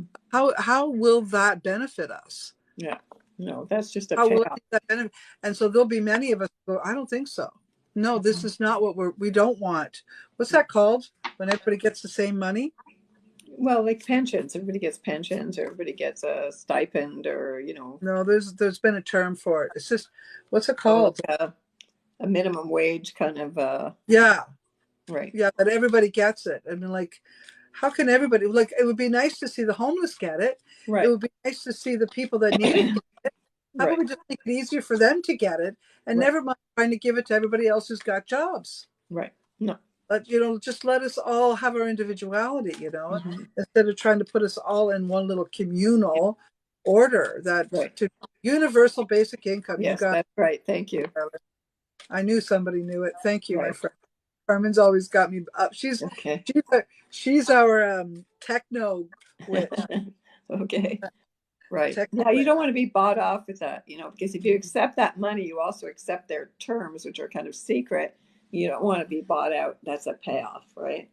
Yeah, yeah, and I think that, yeah, as far as borders in that, Carol, I do see Hmm. that there'll be less restrictions regarding COVID, Hmm. but they're not gone yet, and Right. that will stir up a lot of problems too because people are fed up of it. Right. Even if it is still there, they still Right. want the ability to do what they What they think is want. right. Yeah. Yeah, Yeah. yeah. So okay, that was for Capricorn. Let's move Okay. along to All right. Aquarius. So Aquarius. So, Saturn is in your second house, which is the house of self-esteem, of your identity, tools, resources. So your self-worth is being tested against a more spiritual reality. There could be also restrictions on how much money you make. Second house is your what your earnings are. So that might be something that also faces you to really go into that revolutionary mode. Pluto is going to affect all Aquarians for the next 20 21 years. So you need to have practical resources, practical tools, become independent, or have community, create community, spiritual community, exchange values, barters. Like it's a whole other monetary system. Somebody was telling me that they're going to create a whole new alternative health system because this system is going to collapse, and I went, yeah, that's a good thing. So creating alternative everything, economies, how you get your food, how you work, everything. It's very creative. That's what Aquarius is really going to be doing, you know. So you're going to have to get on the ball to kind of like reinvent yourself, reinvent your what you do. It's a sense of maturity and a sense of, again, compassion. So I think for Aquarius, they're really coming into their own. This is what Aquarius is all about. You learn to be the leader and work with other people and network like crazy, and again, find other ways to get the word out. You know what I mean? To raise people's consciousness. So whatever you need to do. So there could be a lot of speaking, a lot of talking, a lot of volunteering. That's Saturn and Pisces, volunteering your time, your energy to help wake people up. So there's that sense of being the it's funny, the word wounded healer is coming to me now, which is Chiron. Um, really testifying or testimony, or like the old fashioned, like thinking about Baptist revival churches, like people are going to get together in these alternative spaces that are like movable and mobile and kind of a nomadic existence, because I think the trend is to try to keep people from moving and shutting down borders and things like that. But I don't think you're going to be able to restrict people from moving. No. And that's definitely for sure. Aquarius, I do think, is coming into their own, which I'm very happy to say because my son is Aquarius. Okay. And I see that energy there, absolutely, right? Mm-hmm. And like you said about networking and coming together with other people, people that will help grow their future as well, people that will people they meet in the next 6 weeks, I'm going to say, are being somewhat significant long term Mm-hmm. as well. Mm-hmm. So pay attention to that, especially over the next 3 months, even. Mm-hmm. Although we weren't talking about 3 months, I would say the next 3 months is going to be significant. Right. People coming into your life, Right. and those people will put a lot of action into your life that you've been thinking of, wondering about where is it, and here it is. I Mm-hmm. think I have a lot of major arcana cards here too. I have the Mm-hmm. Empress, the Fool, the Death card. So karmic stuff is coming to the surface, I'd say, and you'll be dealing with, and they're all upright. So I shall say you do a good job in Right. your dealing with the energies of these three beautiful cards. Death, of course, is a Saturn vibration, and we know this energy to be, I mean Pluto, excuse me, Pluto energy, and we know that Pluto is moving into Aquarius. So how perfect is that? Right. The So that's great Scorpio. because I mean, Pluto at 0 degrees of Aquarius is just like a real initiation sign. It's going to be there till June. I think Mm, it's June the 11th. And I got the card of the moon, which is Pisces, actually interesting. So I would say it's definitely a test of your faith. So, I mean, if you're starting to hear whatever conspiracy theories, there's all kinds of fake news out there. You have to find your own inner guidance, your own inner spiritual GPS, I would say, and have faith. This is definitely a rebirth card, the moon. Yeah, you could feel like you're losing it. Kind of, Saturn and Pisces rules mental illness. But really, it's about surrendering deeper and deeper into really learning to trust your own higher self. hmm You know? I would agree. And that the Death card is all about accepting those changes with grace, a certain amount of grace, Mm-hmm. and knowing it's meant to be, transforming willingly. Mm-hmm. Being a willing participant to say goodbye to the old king, the old ways, Mm-hmm. you know and with the feminine energy, in prayer with these three. This is an interesting thing because I see these together now here. That's at the knee. The ones on their knee are feminine vibrations, and then of course Mm-hmm. this card is a Mm-hmm. feminine. The So Empress. I'm going to say that the energy of Saturn in Pisces and Pluto in Aquarius is going to bring about the old ways of matriarchy, of the feminine, of the leadership in the feminine, and that Aquarius men are also going to be very connected to that and appreciative of their women and push them up and hold them in high regards. And I would say new beginnings, new opportunities will be established because of that. Yes, integration of the feminine with the masculine, but more so than that, Carol, where even the feminine is pushed up a little higher. Mm-hmm. Okay, I see that's going to be happening, and that if the Aquarian is faced with someone who is less than respectful to the feminine, there will be hell to pay. That Aquarian won't allow it. So I think the Aquarian is going to be very helpful in supporting women causes, supporting the earth, anything to do with loving of the earth and supporting of the earth and creating. Um, soft landings for situations as well as hard fences for others. I think Aquarian is capable of, as you even said it, both being the humanitarian energy and the drawing lines, or I forget how you said it. Can you remind me? Are you talking? You're talking to me. Yeah. Yeah. It's just, yeah, Saturn is boundaries, right? So you have to have some boundaries. Also, Oh, but Aquarius. I'm talking oh, about sorry, Aquarius. Aquarius. God, I can't remember what I said now. Uh, Well, they were good at both oh, the mental and the yeah.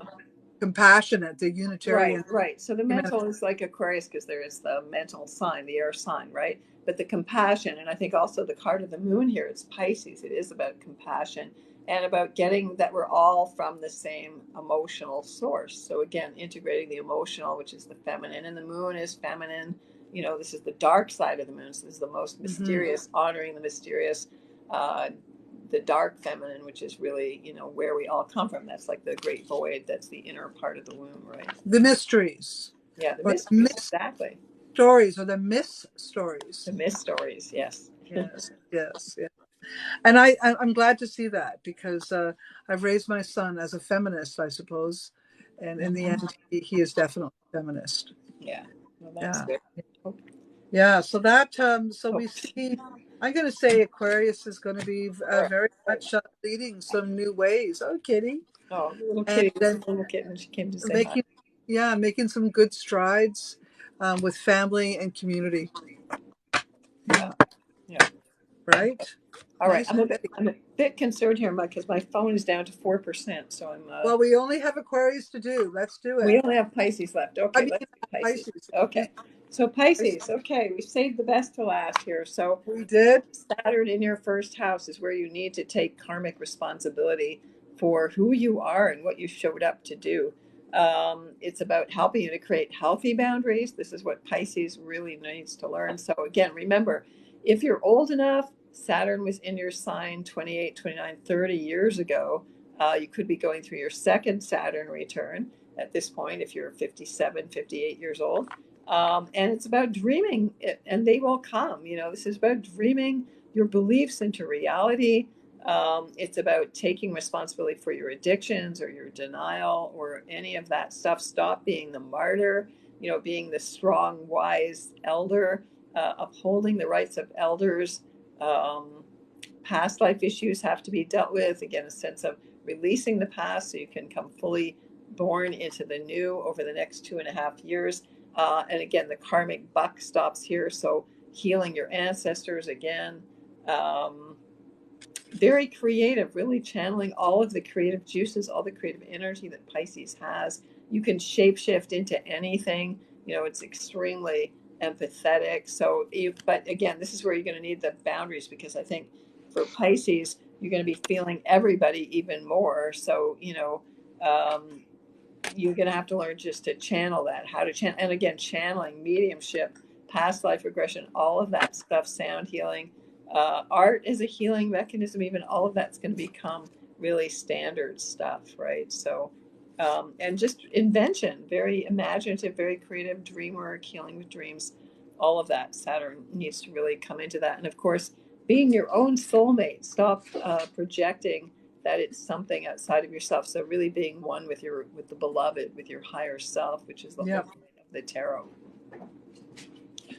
Well, I like to see the Queen of Cups in the upright position when I look to the Pisces. Okay. But I have the Chariot in reverse. Okay. So So there's this going to tells be some backing up to do. yep, yep, yep. And but you do have the Temperance card. But it does say that to heal, you're going to have to look at what's been keeping you sad. Okay. Okay. Right. And you're going to have to really take a look at that. The death card shows up right underneath that is the Empress. So we've got some mother issues, Pisces. Mm. We've got some mother issues, and likely they're having to be, how do I put this? Okay, so Saturn is also the feminine energy, but we Right. have the male energy taking over. I would say the mother issues have to do with the mother not having appropriate boundaries in some way. And that expression hurt you in some way, Pisces. And to me, that may be what you're going to look at. You know, now let's not look at all the mothers too, because I mean, some mothers stepped up when other mothers took off and left the Pisces on their own. Mhm. So there, you know, there are good mothers too that came into play. So you might want to look at the whole picture. So maybe your birth mother wasn't available to you, or maybe your birth mother wasn't available to you because of her own emotions. Right. Either way, somehow you're going to look at that and that energy and the restrictions that were put on you because of it, or the lack of them that could have even caused a sort of a wild child to develop that didn't get very far in life because of whatever. And now they're healing it. Now they're working on it. Now they're struggling through it. Mhm. I do see some, maybe even arguments with yourself, but certainly arguments with some friends that are not living up to your code of ethics or your expectations, and that have hurt you in some way that you won't Mhm. tolerate anymore. And so I'd say that Saturn in Pisces and Pluto in Aquarius is going to lift that cap off of your quietness. I think silence Mhm. is not going to be no, let me say this better. If a Pisces is found in a silent position, you might want to back up and then ask why, Mhm. because they could explode.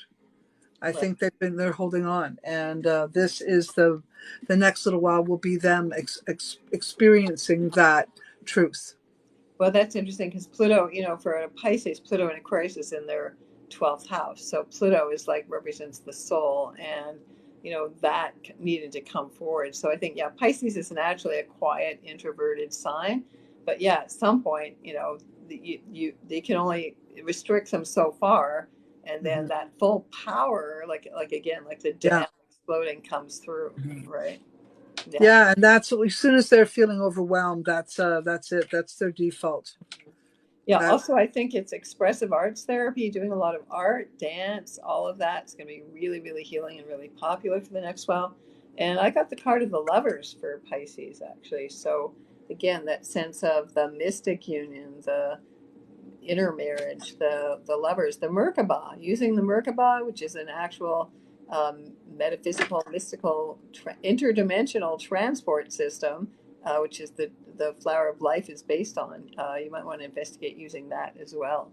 So traveling through all the hidden realms and learning lessons, I think, from all the master teachers and all your lineages, and finding that, I think people come from all different kinds of lineages, and again, respecting each one. That's Aquarius, but also that they all have certain common denominators. You know what I mean? Like so yeah. stopping at kind of that discrimination and you know.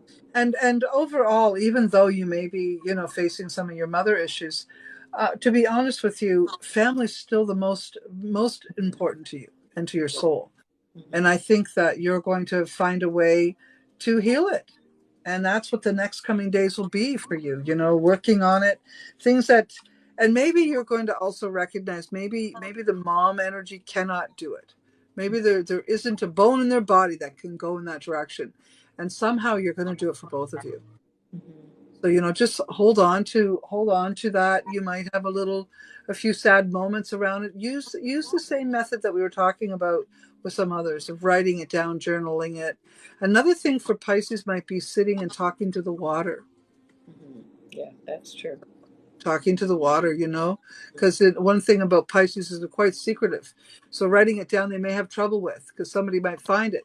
So at the Right. very least, go sit by the water and talk, talk to the babbling brook, and they'll take your messages to spirit for you. Right.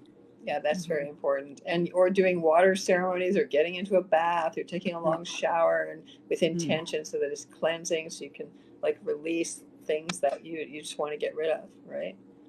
Mhm. Yeah. I think But that's I do think there's going to be some words spoken, and Mhm. they might not come out super nice at first, Right. but it's okay. It's a healing thing, Right. you know. Yeah, I think, and Gemini is also about communication. So, and seeing both sides of the issue. And, it's mother stuff and father stuff too. It's both. So, again, it's like karmic responsibility for all of the woundings from the past. And not for, they still have to take karmic responsibility for their actions, right? But at Mhm. least you fully feel it so it can be healed. So for me, what I saw here is maybe the father energy has acknowledged something, but the Mhm. mother hasn't. Mhm. I And think the that's mother where aspect is that, always deeper. yeah, Yeah, the because Pisces. we are all their mothers, right? So yeah, yeah, Well, Tara, before your phone dies, I yes. want to say thank you so much for joining Okay, us. well, thank you. My pleasure. It's always wonderful to connect with you tomorrow and with Yeah, all of your people out there. And yeah, lots of fun. So, yeah, I'm yeah. So I wanted to say grateful.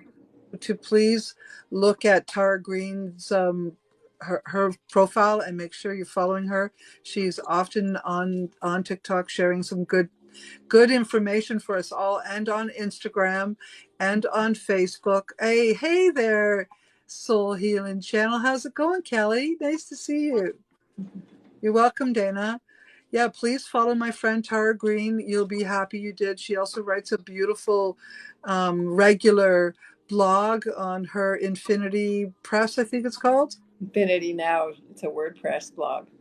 Yeah, there you go. All And right. so if you connect with her, you'll get all that. Do you have it in a link tree yet, Tara, on your front I page? do. Yeah, there's a link tree on Good, my page. Yeah, so you can go good, check that out too.